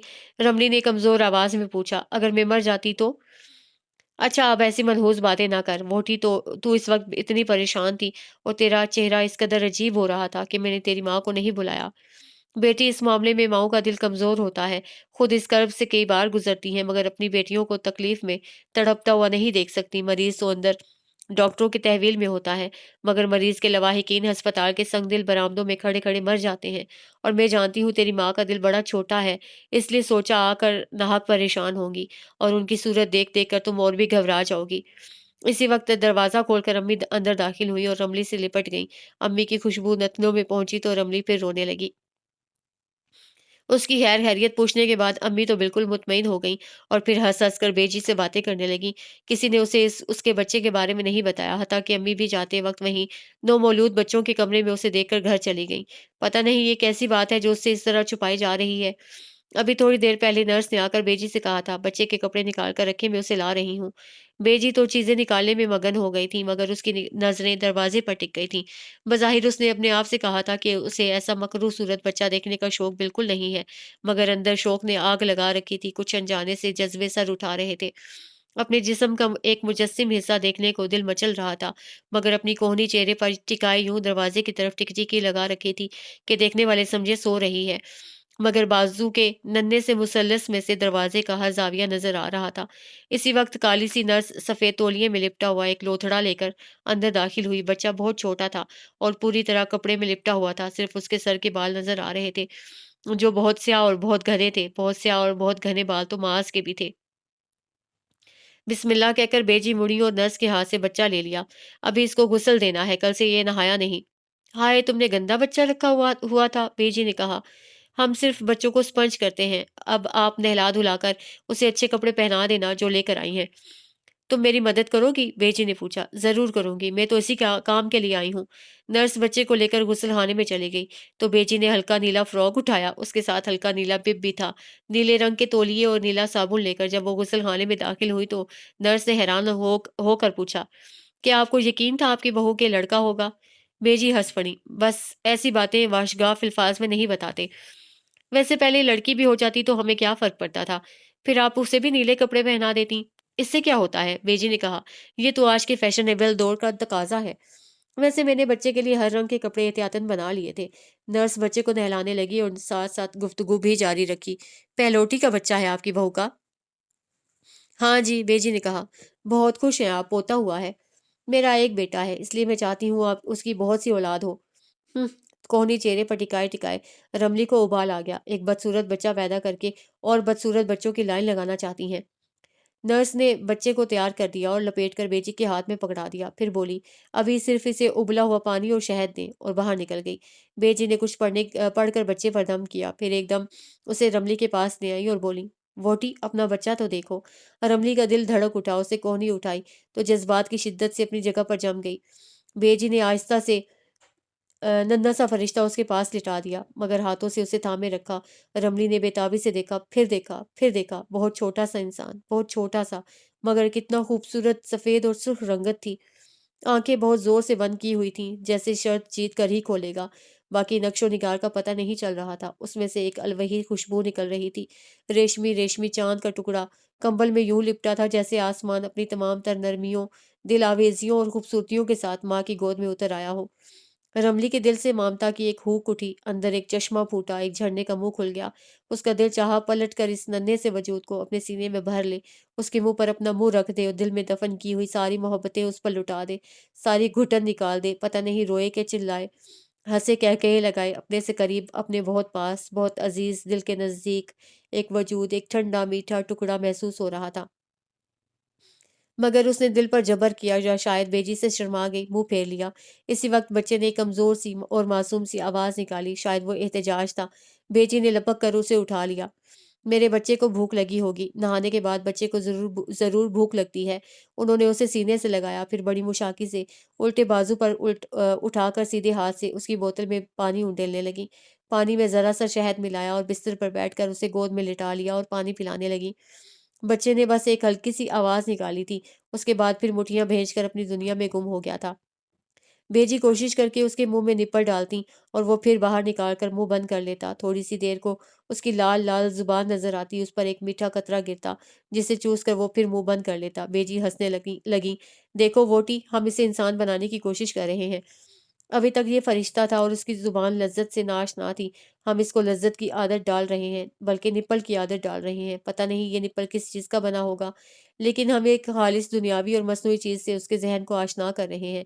जब तक माँ के पेट में रहा फरिश्ता ही रहा। देखा तुमने, दुनिया में रहने के लिए इंसान बनना कि बहुत ज़रूरी है, और उसको इंसान हम अपने तरीके से बना रहे हैं। वैसे कुदरत इन फरिश्तों के लिए माँ की छाती को माला माल कर देती है ताकि मिलावट के बगैर पाक साफ दूध उनके मुकद्दस दहन में उतरे। पर जब तक उन्होंने नजर उठाकर रमली की तरफ देखा, इसी वक्त रमली को अपने सीने में अजीब सी टीसें महसूस हुई, भारीपन, जैसे पत्थर लुढ़क कर सीने पर चढ़ आए हों, मीठी मीठी छुरियां चल रही हों। क्या ये मामता? उसने दिल में सोचा। लेकिन बच्चा पहलोठी का हो तो दूध उतरने में 2-4 दिन लग जाते हैं। तब तक हम बच्चों को मसनूई दूध की लत लगा देते हैं, फिर कहते हैं जी आजकल खालिस इंसान नहीं मिलते। रमली ने बहुत हैरान होकर बेजी की तरफ देखा। एक नीम ख्वांदा गांव की बूढ़ी औरत बड़े मजे से अपना फलसफा बयान कर रही थी। भूख लगी है बेचारे को, मगर देखो हर बार निप्पल मुंह से निकाल देता है। थोड़ी देर एहतजाज करेगा, फिर कुदरत उसे बताएगी पेट बड़ा पापी है, खुद ही पिएगा, खुद ही पकड़ लेगा। मगर बेजी, रमली बेकरारी से बोली, आपको कैसे पता चलेगा कि इसे भूख लगी है? हाँ हाँ, ये सब दुनियादारी के मरहले हैं, जो ये बच्चा आप ही आप तय करेगा। जमाने की हवा माँ के बतन से मुख्तलिफ होती है। ان 40 دنوں کے اندر ہی تو قدرت اسے بتائے گی۔ وہاں روتا نہیں تھا اور خوراک مل جاتی تھی۔ بادلوں جیسے بستر میں پڑا رہتا تھا۔ تیز روشنی نہیں تھی، ارد گرد ماں کی مامتا کا نور تھا۔ دونوں کے دل ایک ساتھ دھڑکتے تھے، اور ماں اور بچے کا دل پیٹ کے اندر ہی ایک ساتھ دھڑکنا سیکھ لیتے ہیں۔ اسی لیے تو بچہ جہاں کہیں بھی ہو، تکلیف میں ہو، تو ماں کا دل تڑپنے لگتا ہے۔ بچے کا دل ماں کے دل سے دھڑکنا سیکھتا ہے، احساسات کی ایک ڈور سی بند جاتی ہے۔ پر جب بچہ دنیا میں آتا ہے نا، تو سب سے پہلے یہ چکا چوند روشنی اسے بری لگتی ہے۔ دیکھا نہیں تم نے کس قدر زور سے آنکھیں بند کیے رکھتا ہے؟ پھر رفتہ رفتہ اس کی پاک آنکھیں اس روشنی سے مانوس ہو جاتی ہیں۔ 40 دن کے اندر اندر وہ اپنی عادتیں بدل لیتا ہے۔ بھوک لگے تو روتا ہے، چلاتا ہے، آنکھیں کھول کے ارد گرد دیکھتا ہے، آوازیں اس کو اچھی لگنے لگتی ہیں۔ پھر جب تک بچہ روئے نہیں، ماں دودھ نہیں دیتی۔ اصل میں اس طرح ہم اسے احتجاج کرنے کی عادت ڈال دیتے ہیں۔ اسے پتہ چل جاتا ہے کہ اپنی بات منوانے کے لیے یا اپنی ضرورت پوری کرنے کے لیے چیخنا، چلانا اور دوسروں کو بے سکون رکھنا جائز ہوتا ہے۔ بیجی نے بوتل ایک طرف رکھ دی اور بولی، وہ گھٹی والا محاورہ تو بس اب کتابوں کے لیے رہ گیا ہے۔ یہاں اسپتالوں میں جس نرس کی ڈیوٹی ہو وہی منہ سے بوتل لگا دیتی ہے۔ بابا کیا کریں، ہم تو پرانے زمانے کے ہو گئے، کچھ کہیں تو نئی نسل مذاق اڑاتی ہے۔ گھٹی کو مذاق سمجھتے ہیں، کہتے ہیں بچے کو سرما نہ لگائیں، اس سے ککروں کی بیماری لگ جاتی ہے۔ بیجی یہ کہہ کر چپ ہو گئی کہ کہیں رملی برا نہ مان لے۔ پھر بوتل کے اوپر تھیلی چڑھا کے اسے ایک طرف رکھ دیا، اور دلاور سے بولی، جیون جو ہوگا سو بھی جیون ہوگا سو بھی گیا ہے۔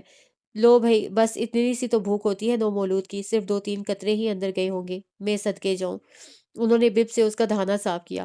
بڑا صابر بچہ ہے ماشاءاللہ، بالکل میرے ماس کی طرح۔ اوہ، رملی نے کھینچ کے ایک لمبی سانس نکالی۔ اور ماں کے بارے میں آپ کا کیا خیال ہے بیجی؟ ماں صابر نہیں ہے، جس نے اپنے دل کا دھواں آہ کی صورت میں بھی باہر نہیں نکالا۔ نفس نفس پہ تالے لگا کے بیٹھی ہے۔ آپ کو ہر گن اپنے بیٹے میں ہی نظر آتا ہے۔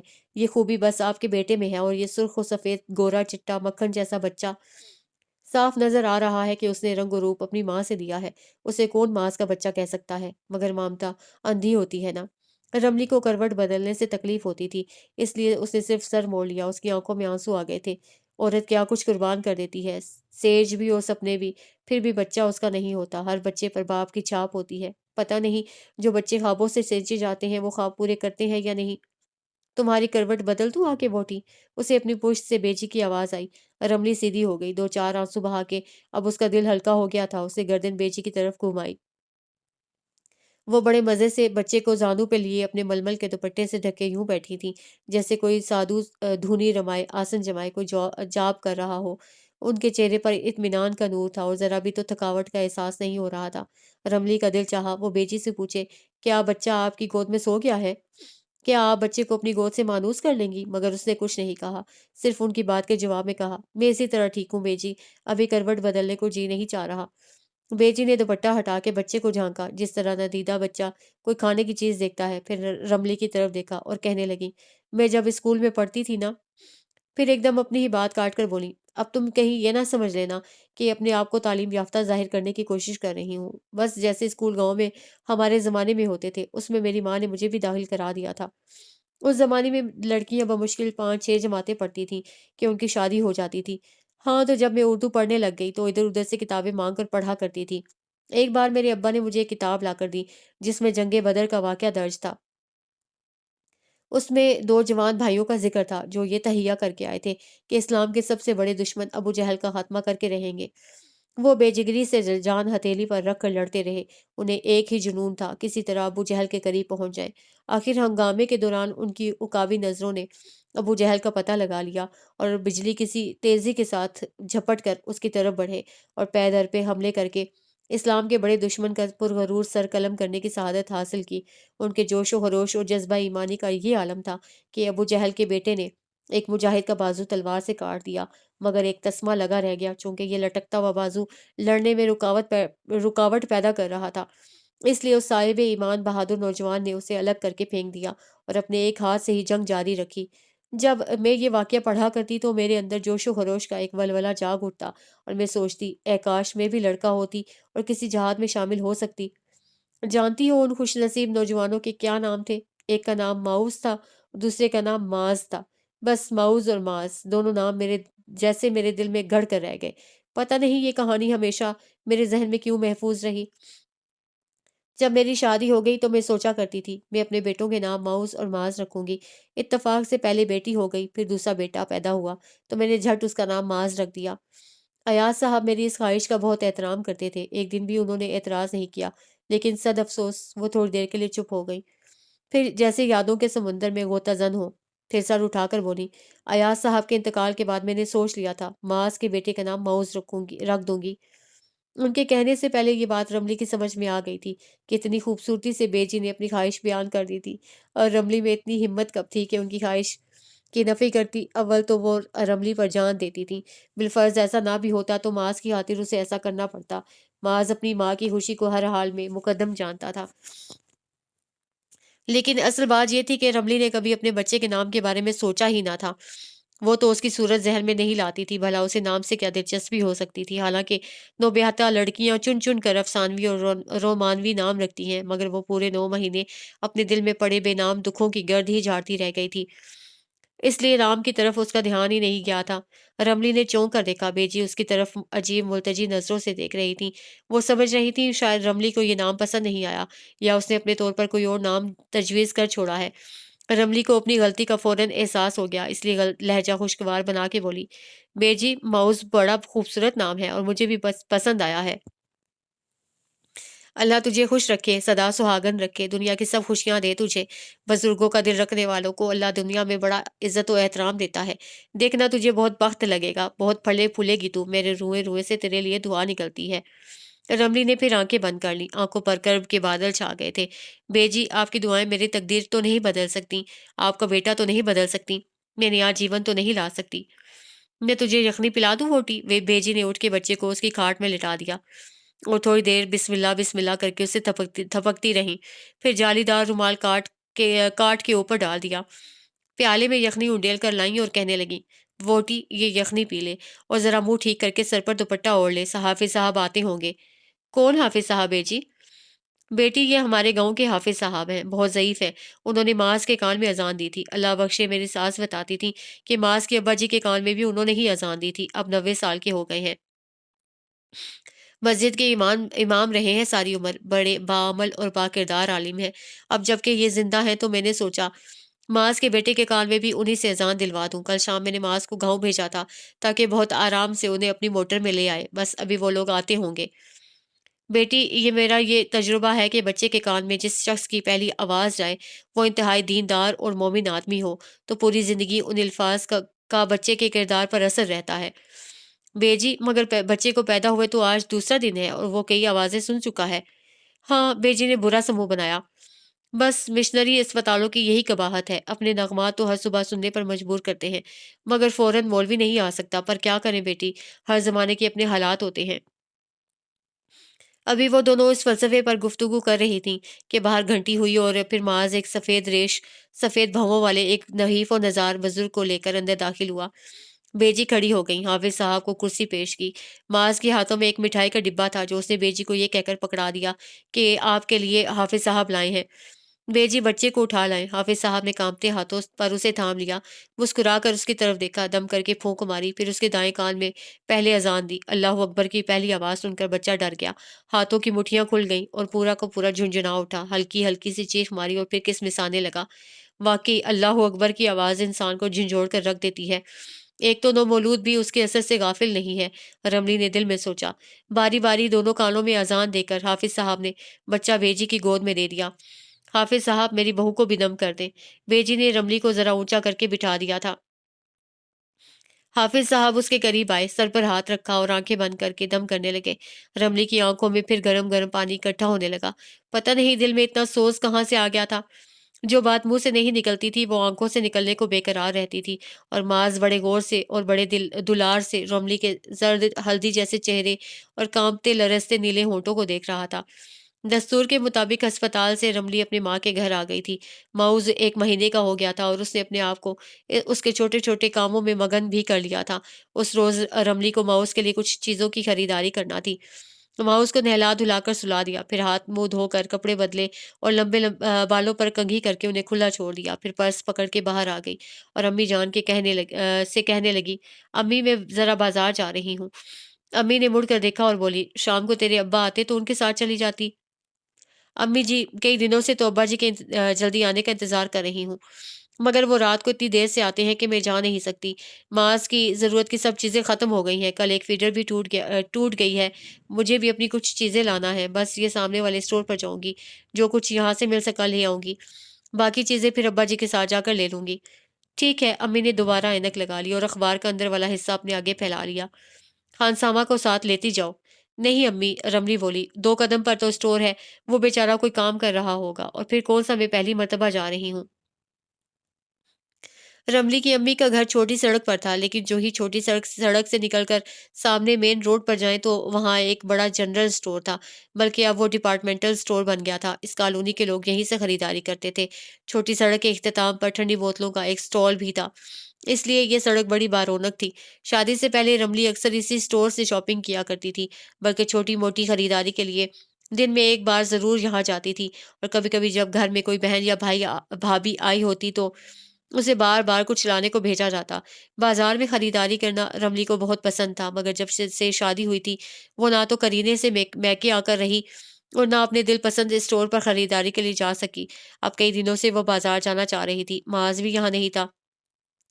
वो पिछले हफ्ते दफ्तरी काम से कराची चला गया था। आज मजबूर होकर वो तैयार हो गई, फिर अपना पर्स झुलाती बाहर निकल आई। इस सड़क इसी तरह मसरूफ थी।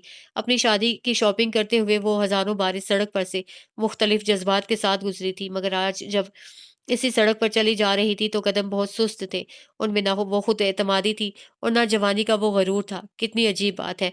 उसने सोचा वो 1 साल के अंदर अंदर बच्चे की माँ बन गई थी, मगर उसके जहन ने अभी तक इस शादी को ही कबूल नहीं किया था। अब वो सड़क पर इस तरह से जा रही थी जैसे मफलूकुल हाल है। कल तक जो खजाना उसे छुपाया हुआ था, बेदर्द डाकू लूट कर ले गए हैं। अपने खाली होने का एहसास उसे पहले भी कई बार हुआ था और अब अपनी चाल के नुमाया फर्क को वो साफ महसूस कर रही थी। छोटी सड़क के आखिरी कोने पर रुक कर उसने इधर उधर देखा। मेन रोड पर कोई ट्रैफिक नहीं थी।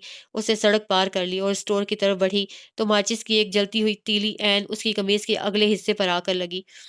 डर कर वो एक कदम पीछे हुई, कमीज को गौर से देखा, फिर गुस्से भरी नजर उठाकर उस मोटर की तरफ देखा जिसमें से तीली आई थी। वहां स्टेयरिंग पर एक नौजवान बैठा हुआ था। नौजवान के मुंह में सिगार था और दूसरे हाथ में माचिस थी। सिगार को सुलगा के उसने बेख्याली में तीली इस तरह फेंकी थी कि तेज आती हुई रमली की कमीज के दामन पर लगी जाकर। ये तो अच्छा हुआ कि कमीज को लगते ही तीली हवा से बुझ गई, वरना उसका दामन जल जाता। जब रमली ने मलामत भरी नजरों से देखा तो वो एकदम दरवाजा खोलकर बाहर निकल आया और सरतपा माजरत बन गया। उसकी आंखों में आंखें डाल के इंकिसारी की तस्वीर बन गया। बड़े नरम और रिक्कत आमेज लहजे में बोला, मैं माफी चाहता हूँ, गलती सरासर मेरी है, मुझे देख लेना चाहिए था और फिर मुझे हक नहीं पहुंचता कि मैं सड़क पर इस तरह तीलियां फेंकूं। सड़क राहगीरों के लिए होती है। मैं बहुत शर्मिंदा हूँ। प्लीज, बस वो शायद हाथ जोड़ने वाला था या उसके एहसास निदामत ने हाथ जोड़ ही लिए थे। रमली तो उसकी आंखों में देखती रह गई। चमकती हुई शीशे की गोलियों की तरह मुतहरिक और बेचैन आंखें, इतनी साफ जितना आसमान, कहीं कहीं शफक रंग दौड़े। कितना खूबसूरत आदमी है, रमली ने सोचा। जी, कहीं आग तो नहीं लगी? उसे झुककर रमली की हल्के कास्ती रंग की कमीज इस तरह देखी जैसे सूंघ रहा हो, फिर यूं खड़ा हो गया जैसे उसकी खुशबू का घूंट भर लिया हो। अल्लाह का शुक्र है आपको आग नहीं लगी। तो तुम मुझे आग लगाना चाहते थे? रमली ने घूर कर उसकी तरफ देखा। मैं माफी चाहता हूँ, प्लीज माफ कर दे। वो बहुत करीब खड़ा था। इस चमकीली सुबह में वो बहुत तरोताज़ा लग रहा था। उसके सेहतमंद चेहरे पर लालियाँ उभरी हुई थीं। बस रमली की आँखों के आगे उसका चेहरा छा गया और फिर रमली बल खाकर स्टोर के अंदर चली गई और उसने मुँह से कुछ भी नहीं कहा। वो कुछ कहने के काबिल नहीं थी। वो थकावट से नीम जान हो रही थी और अपना ज़्यादा राह लुटा चुकी थी। अचानक उसे अपने ख्वाबों में शहज़ादा नज़र आ गया था।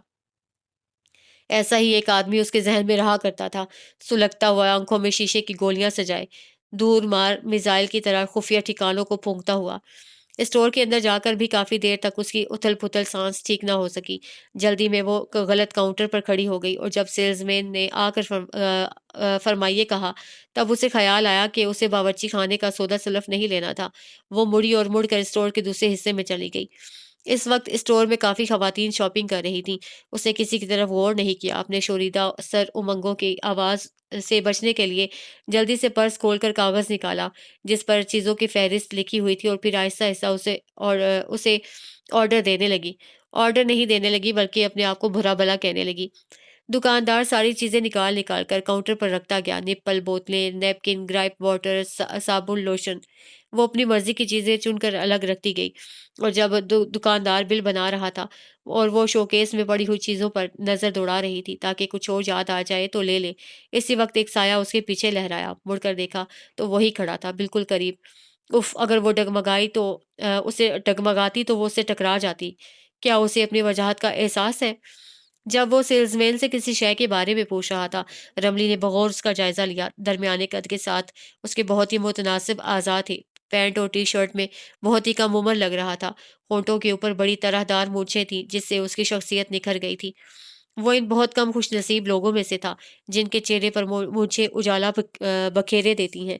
उसकी गर्दन में एक खास बात थी और वो बेतहाशा सिगार पी रहा था। सिगार का धुआं खारिज करते वक्त वो आंखें जरा सी सिकोड़ लेता और बड़े मजे से उसे अपना जलवा दिखा के वो बाहर निकल गया। बच्चे की खूबसूरत और प्यारी प्यारी चीजें जो फूलों की तरह आसपास बिखरी हुई थी रमली से मीलों दूर चली गईं। उसे काउंटर पर जाकर बिल अदा किया, अपना थैला उठाया और जब मुड़ने लगी तो एक फैशनेबल खातून से टकरा गई। अरे रमली! इस फैशनेबल खातून के मुंह से अपना नाम सुनकर उसने सर उठाया और उसकी तरफ गौर से देखा। जीदा तू? फिर दोनों एक दूसरे से लिपट गईं। खैरियत इसी में थी कि वो काउंटर से दूर हो गई। लोग उन्हें काफी दिलचस्पी से देख रहे थे। जीदा रमली की क्लास फेलो थी। दोनों स्कूल से इकट्ठी कॉलेज आई थीं, लेकिन फर्स्ट ईयर का इम्तिहान देने के बजाय जीदा ने शादी कर ली थी। इन दिनों उसका रोमांस कॉलेज में बहुत मशहूर हुआ था, बल्कि वो इश्क में नीम पागल नजर आती थी। फिर सुना कि उसकी शादी हो गई और शादी के काफी अरसा बाद किसी ने बताया कि वो अपने शोहर के हमरा इंग्लैंड चली गई है। और फिर आज इतने अरसे बाद उसे देखकर, उससे मिलकर रमली को अजीब तरह की खुशी महसूस हुई। उफ, कितने अरसे बाद मिले हैं हम। उम्मीद नहीं थी मैं कभी तुम्हें देखूंगी। अच्छा ये बता, तेरी शादी हुई है कि नहीं? बस वैसी ही लग रही है। हाँ, थोड़ी सी मोटी हो गई है। रमली सोगवारी से हंसी। मांस का चेहरा उसके सामने आ गया। वो कोई जवाब ना दे पाई। तू सुना, कोई बच्चा भी है? नहीं, जीदा उदासी से बोली। पाकिस्तान का भाई हो? अब तो अरसा दराज हो गया। मगर तू अपने बारे में बात गोल कर रही है कुछ दाल में काला। जीदा ने उसके हाथ में पकड़ा हुआ थैला देखा, फिर जरा सा मुंह खोलकर अंदर झांका। अरे ये तो बच्चे की चीजें हैं। बता बता, बताती क्यों नहीं? तेरे बच्चा हुआ है? रमनी फीकी सी हंसी हंस पड़ी और सर के इशारे से इस बात में सर हिलाया। कब? कहाँ? कब हुई तेरी शादी? अब सारी बातें स्टोर के अंदर ही पूछेगी तो और कहाँ पूछूं? अच्छा तो ये बता, कहाँ रहती है आजकल? रमली ने पूछा। यही मॉडल टाउन में। नंबर बता। भाई ये सामने वाली सड़क है ना, उसके आखिर में 776 नंबर की कोठी है ना, उसके एनेक्सी में आए हैं। गजब खुदा का, और मुझे पता ही नहीं। रमली बोली। क्यों, क्या तू उन लोगों को जानती है? जानती की बच्ची, वो मेरे वालिदैन का घर है और आजकल मैं वहीं आई हुई हूँ। सच्ची? जीदा ने खुशी से तमकते हुए कहा। मगर मैंने तो तुझे वहां कभी नहीं देखा। कितने दिनों से वहां है? 6 महीने से। मुझे याद है अम्मी ने एक बार मुझे बताया था कि ये किराएदार बड़े अच्छे हैं, एक नौजवान जोड़ा है। मगर मैंने कभी गौर ही नहीं किया था। तुझे मालूम है ये नेक्सी पिछले साल बड़े भाईजान ने बनवाई थी। उन दिनों भाईजान का इरादा बाल बच्चों को लेकर पाकिस्तान आने का था, मगर अब भाभी ने इनकार कर दिया। कहती हैं कि 2 साल बाद आऊंगी। तो अब्बा जी ने कहा था घर खाली रखने से बेहतर है किराए पर दे दिया जाए। पता है तुम पहले किराएदार हो और मेरा ख्याल है तुम घूमने फिरने के शौकीन हो, इसलिए मैंने तुमको कभी घर के बाहर नहीं देखा। असल में हमारा गेट भी दूसरी तरफ है और फिर तुम ठीक कहती हो, हम दोनों घूमने फिरने के बहुत शौकीन हैं। बच्चा तो है नहीं। वो अफसुर्दगी से बोली। तो क्या करें, अपने आप को मसरूफ रखते हैं। रमली की समझ में नहीं आया कि इस बात का क्या जवाब दे। जीदा बोली, आ तुझे अपने मियाँ से मिलाऊं, बाहर बैठे हुए हैं। जीदा ने पहले बिल अदा किया, सौदे की टोकरी उठाई और फिर दोनों आगे पीछे बाहर निकल आई। जीदा को देखते ही वही आदमी मोटर से बाहर निकल आया। इसी वक्त एक कांटा सा रमली के दिल में चुभा और एक जर्द सी बदली उसके चेहरे पर छा गई, बस जरा की जरा। फिर वो अपने आप में लौट आई, बल्कि बल्कि इंतहाई संग दिल फिक्रे के लिए अपने आप को तैयार कर लिया। ये मेरे शोहर हैं। ये ये मेरे शोहर हैं। शोहर हैं, शोहर हैं, शोहर हैं। सड़क की गर्द उड़ उड़कर रमली का मजाक उड़ाने लगी। किसी की बीवी है, ये किसी का शोहर है, इस दुनिया में यही होता रहता है। रमली ने एक जबरदस्ती की मुस्कुराहट अपने होठों पर सजाई और उसे उसे सलाम किया। यावर, ये मेरी बचपन की दोस्त है रमली। यावर, यावर, यावर। रमली ने पलकों से ये नाम चुना। यावर ने बड़े दिलकश अंदाज में उसे हाथ से सलाम किया, जिस हाथ की 2 उंगलियों में वलायती सिगार पकड़ा हुआ था। मुस्कुराया जैसे किसी ने कंधारी अनार छील दिया हो और फिर बोला, मैं तो इन्हें अभी आग लगाने वाला था। اور جیسے تم نے مجھے پھونک کے نہیں رکھ دیا۔ اچھا، جیدہ نے اپنے اسی پرانے انداز میں کہکا لگایا۔ یاور پلیز اب بس کرو، یہ آگ لگانے والا کھیل بند کرو۔ یاور نے ٹوکری جیدہ کے ہاتھ سے پکڑ لی، ڈکی کھولی اور اس میں رکھ دی، پھر واپس آ گیا اور اسی بے پرواہ انداز میں بولا، یہ تو بہت محتاط معلوم ہوتی ہیں، انہوں نے اپنے دامن کو آگ ہی نہیں لگنے دی۔ دل، دل، دل، رملی کے نتنے پھڑکنے لگے۔ دل میں بھر لی آگ جس سے دامن کو بچایا۔ رملی نے نظریں جھکا لی اور یاور مزے لے لے کر اسے تیلی پھینکنے اور رملی کے برہم ہو کر گھورنے کا قصہ سنانے لگا۔ جس طرح یہ گھور کر اندر چلی گئی تھی، میں سمجھا غالباً یہ خاتون گونگی ہے، اور اس کی تصدیق کرنے تم اندر چلے آئے۔ ویسے فی زمانہ خوبصورت عورت کی یہ ایک ایکسٹرا کوالیفیکیشن ہے کہ وہ گونگی ہو۔ یاور، یاور، جیدہ مچلنے لگی۔ بس اب تم پھر عورتوں کو لتاڑنے لگے۔ بھائی کسی بہانے سے تو یہ بولیں گی، میں نے تو ان کی آواز ہی نہیں سنی۔ اچھا رملی، جیدہ نے ہاتھ اٹھا کر کہا، انشاءاللہ آج شام تم سے ملاقات ہوگی، ہم دونوں آئیں گے تمہارے بچے اور شوہر کو دیکھنے۔ اسی وقت رملی نے نگاہ اٹھا کر دیکھا، یاور کے چہرے پر سایہ سا لہرایا، ایسا سایہ جو رملی کے دل پر لہرایا تھا۔ یہ دلوں کے سائے چہروں پر کیوں آ جاتے ہیں؟ رملی گھر پہنچی تو اس کا چہرہ بجھا بجھا تھا۔ ایک مہینے میں اس نے اپنی زندگی کا دھارا موڑ لیا تھا اور ایک نئی ڈگر پر چل پڑی تھی، اپنے آپ کو زندگی کے حوالے کر دیا تھا۔ آج پھر طبیعت اکھڑ گئی تھی اور قدم ڈگمگائے جاتے تھے، پھر محرومیوں کے ناک سرسرانے لگے تھے، پھر تن من کو پھونکنے والی آندیاں اٹھ رہی تھیں۔ جلدی جلدی قدم اٹھا کر پہنچی تو ماؤز نے رو رو کر سارے گھر کو سر پر اٹھا رکھا تھا۔ اوہ، وہ تو بھول ہی گئی تھی کہ بچے کو گھر پر سلا کر گئی ہے۔ بچے کو بھول جانا ممتا کی ریت نہیں، نزا میں بھی ماں بچے کو یاد رکھتی ہے، ہاں، لیکن راستے سے بھٹک جائے تو بچہ ذہن سے محو ہو جاتا ہے۔ رملی نے تھیلا میز پر رکھا اور لپک کر ماؤس کو پکڑ لیا۔ ننھی سی چیز رو رو کر نیم جان اور ہلکان ہو رہی تھی، ہاتھ اور ہونٹ نیلے ہو رہے تھے اور سارا جسم سرخ ہو گیا تھا۔ اس کو کیا ہوا ہے امی؟ رملی نے گھبرا کر اپنی امی کی طرف دیکھا۔ کچھ نہیں، زیادہ رونے سے بچے پر تشنج کی کیفیت طاری ہو جاتی ہے، پہلے اسے چپ کراؤ، تمہاری گود کی خوشبو ملے گی تو چپ ہو جائے گا، چپ کرا کے اسے اپنا دودھ پلاؤ، پہلی دفعہ چھوڑ کر گئی ہو، بچے بہت حساس ہوتے ہیں، سب جان جاتے ہیں۔ رملی نے اناڑی پن سے ماؤس کو سینے سے لپٹایا، ہلایا جلایا، چمکارا پیار کیا، تب اس کے جسم کا تشنج رفتہ رفتہ کم ہوا، رو رو کر اس کے ہونٹ خشک ہو رہے تھے۔ امی جان نے بتایا کہ تمہارے جاتے ہی اٹھ گیا تھا، پہلے تو ٹھیک ٹھاک کھیلتا رہا، پھر میں نے بوتل سے پانی بھی پلایا، پھر نہ جانے کیا ہوا، ایک دم مچل اٹھا، ہاتھوں سے نکلنے لگا، میں تو سچ مچ گھبرا گئی۔ بھائی بڑا من موجی بچہ ہے، اب دیکھو تمہارے سینے سے لگتے ہی چپ ہو گیا، توبہ توبہ، نہ چھوڑ کے جایا کرو اسے، میں تو بابا اسے موجی ہی کہا کروں گی۔ رملی نے ماؤس کے سینے سے لگایا اور اپنے کمرے میں آ گئی، اسے اپنے دیر لگانے پر ندامت سی محسوس ہونے لگی۔ اف، اتنی معصوم جان تڑپتی رہی اور وہ سرابوں میں الجھ گئی۔ بستر پر بیٹھتے ہی رملی نے ماؤس کو زانو پر لٹا لیا اور زانو پر لیٹتے ہی ماؤس نے اپنا چہرہ بائیں طرف موڑ لیا، یا اس کا چہرہ خود بخود بائیں طرف مڑ گیا۔ اس کے نتنوں میں مقدس دودھ کی خوشبو پہنچ گئی تھی۔ رملی نے دیکھا اس کی قمیض گیلی ہو رہی تھی۔ یہ تعلق کیا ہے؟ اس نے دل میں سوچا۔ طلب ہے، چاہ ہے یا ضرورت؟ بچے کو بھوک لگتی ہے تو دودھ چھاتیوں میں سرسرانے لگتا ہے، بچہ چیخ کر روتا ہے، ماں کی قمیض گیلی ہو جاتی ہے۔ یہ تحفے تو آسمانوں سے اترتے ہیں، یہ کسی سائنس کی ایجاد نہیں، یہ پیمانے قدرت کے ہیں، انہیں قدرت ہی چھلکاتی ہے۔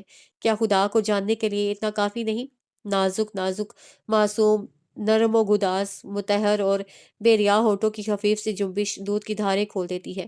ماؤس کو دودھ پلانے سے رملی کو ایک درد آمیز سکون اور آسودگی سے محسوس ہونے لگی۔ وہ غور سے اس کی بند آنکھوں کو دیکھنے لگی، بند آنکھیں جو اپنی ماں کو اچھی طرح دیکھ سکتی تھیں۔ اس وقت پوری کائنات ان بند آنکھوں کے حلقے میں تھی۔ بچے کے چہرے پر طمانینت کا نور تھا۔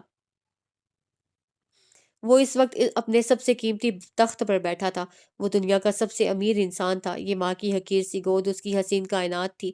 رملی کی آنکھوں میں آنسو آ گئے، اس نے دوسرے ہاتھ سے ماؤس کی بند مٹھی پکڑ لی اور اسے اپنے ہونٹوں سے لگا لیا۔ ماؤس میرے بچے، دنیا بڑی گندی جگہ ہے، مجھے بچا لینا، ان ہونٹوں کا صدقہ میرے تن کا ایک ایک دکھ چن لینا، مجھے بچا لینا۔ رملی باقاعدہ رونے لگی۔ وہ کیا جانتی تھی مامتا کیا بلا ہوتی ہے۔ یہ اس دن معلوم ہوا جس دن ماؤز نے مقدس دھاروں کو پہلی مرتبہ اپنے ہونٹوں سے پیا، اور اس مرحلے سے آگے ہی بھی بیجی کی وجہ سے ہوئی۔ وہ بچے کو دودھ پلانے کے حق میں نہیں تھی، مگر بیجی نے ایک دن ہسپتال میں خوب لیکچر پلایا تھا۔ ووٹی، یہ تکلیف 2-4 دن کی ہے، رفتہ رفتہ جب بچہ عادی ہو جائے گا تو تجھے دودھ پلانے میں سکون ملے گا۔ پگلی، یہ قدرت کے خزانے ہوتے ہیں، ان کی ناقدری نہیں کرتے۔ آج کل کی ماڈرن مائیں نہیں جانتی کہ وہ بچے کو کس شے سے محروم کر دیتی ہیں، تبھی تو آج کل ماں اور بچے کا وہ رشتہ نہیں رہا۔ بچے بھی جوان ہوتے ہی پرے پرے ہو جاتے ہیں، اور مائیں بھی انہیں ڈبے کے دودھ پر ڈال کر سرخرو ہو جاتی ہیں۔ میری بات مانو، اگر بچہ ماں کا دودھ پیتا ہو تو 70 بلاؤں سے محفوظ رہتا ہے، اور پیٹ تو اس کا کبھی خراب ہوتا نہیں۔ ڈھکی چھپی چیزوں میں برکت ہوتی ہے۔ قدرت کا کوئی کام گہری مصلحت سے خالی نہیں ہوتا۔ اور پھر تم کون سی ملازمت پیشہ عورت ہو جو بچے کو ڈبے کا دودھ لگانا چاہتی ہو؟ میرا کہا مان جاؤ، بعد میں پچھتانے کا کوئی فائدہ نہیں ہوتا۔ شاباش، بچے کو اللہ کی ایک اچھی نعمت سے محروم نہ کرو۔ اور روتے روتے رملی نے سوچا، بیجی نے کتنی صحیح بات بتائی تھی۔ بچے کو دودھ پلا کر اسے کتنا سکون ملتا ہے، خود وہ دنیا کے اونچے مینار پر پہنچ جاتی ہے، اپنی ذات کے اندر خود اعتمادی کے کنویں نکلنے شروع ہو جاتے ہیں، اور دل ایک عجیب روحانی لذت سے سرشار ہوتا ہے۔ شاید یہی ماں اور بچے کا تعلق ہے، شاید دنیا میں اس سے خوبصورت اور کوئی نظارہ نہیں۔ اس نے اپنے آنسو صاف کر لیے، دیکھا تو ماؤس گہری نیند سو گیا تھا۔ کتنی جلدی سو جاتا ہے بلا، اس نے محبت سے مسرور ہو کر سوچا۔ ماں کا دل نہیں بھرتا اور بچہ سو بھی جاتا ہے۔ اسے گود میں لیا تو ساری دنیا سے بے نیاز ہو گئی۔ اس نے ماؤس کو دونوں ہاتھوں پر اٹھایا اور اپنی کھاٹ میں ڈال دیا۔ اس کے سرخ ہونٹوں پر سفید دودھ کا ایک قطرہ رہ گیا تھا۔ یہ قطرہ اسے روشن چاند کی طرح نظر آ رہا تھا، جیسے یہ قطرہ اس کے سرخ خون کا دوسرا رنگ ہو۔ مگر اس نے ململ کا رومال اٹھایا اور آہستہ سے اس قطرے کو صاف کر دیا۔ ماؤس نے موہوم سی جنبش کی، پھر سو گیا۔ رملی آ کے بستر پر لیٹ گئی، بالکل سیدھی۔ آنکھیں بند کی تو سڑکوں کی گرد اڑ اڑ کر ایک ہیولا بنانے لگی۔ اف، اس نے گھبرا کر کروٹ بدل لی۔ اس وقت اسے محفوظ ترین قلعہ صرف ماؤز ہی نظر آ رہا تھا۔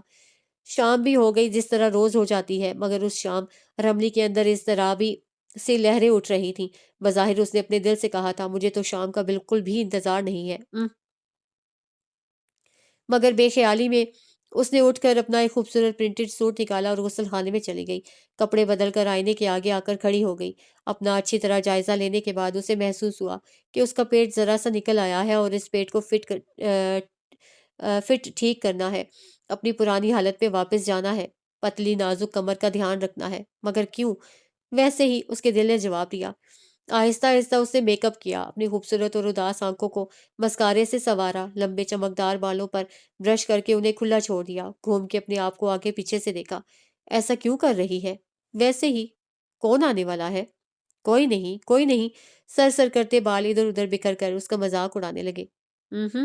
میں شادی شدہ عورت ہوں، مجھے سنگار کرنے کا حق نہیں ہے تو، مگر اپنے شوہر کے لیے تو کبھی اس طرح بنی سوری نہیں۔ بکو نہیں، اس نے اپنے دل کو ڈانٹا، خوشبو اٹھائی اور اپنے اوپر چھڑک لی۔ ماؤز سو رہا تھا، اس لیے وہ رسالہ لے کر لیٹ گئی۔ باہر بیل ہوئی، چونک کر اٹھ بیٹھی۔ کافی دیر گزر گئی، کوئی اس کے کمرے میں نہیں آیا۔ شرمندہ ہو کر پھر لیٹ گئی۔ 2 صفحے پڑے، فون کی گھنٹی بجی، کان دروازے پر لگا دیے، کوئی اسے اطلاع دینے نہیں آیا۔ خجل سی ہو کر پھر کتاب پڑھنے لگی۔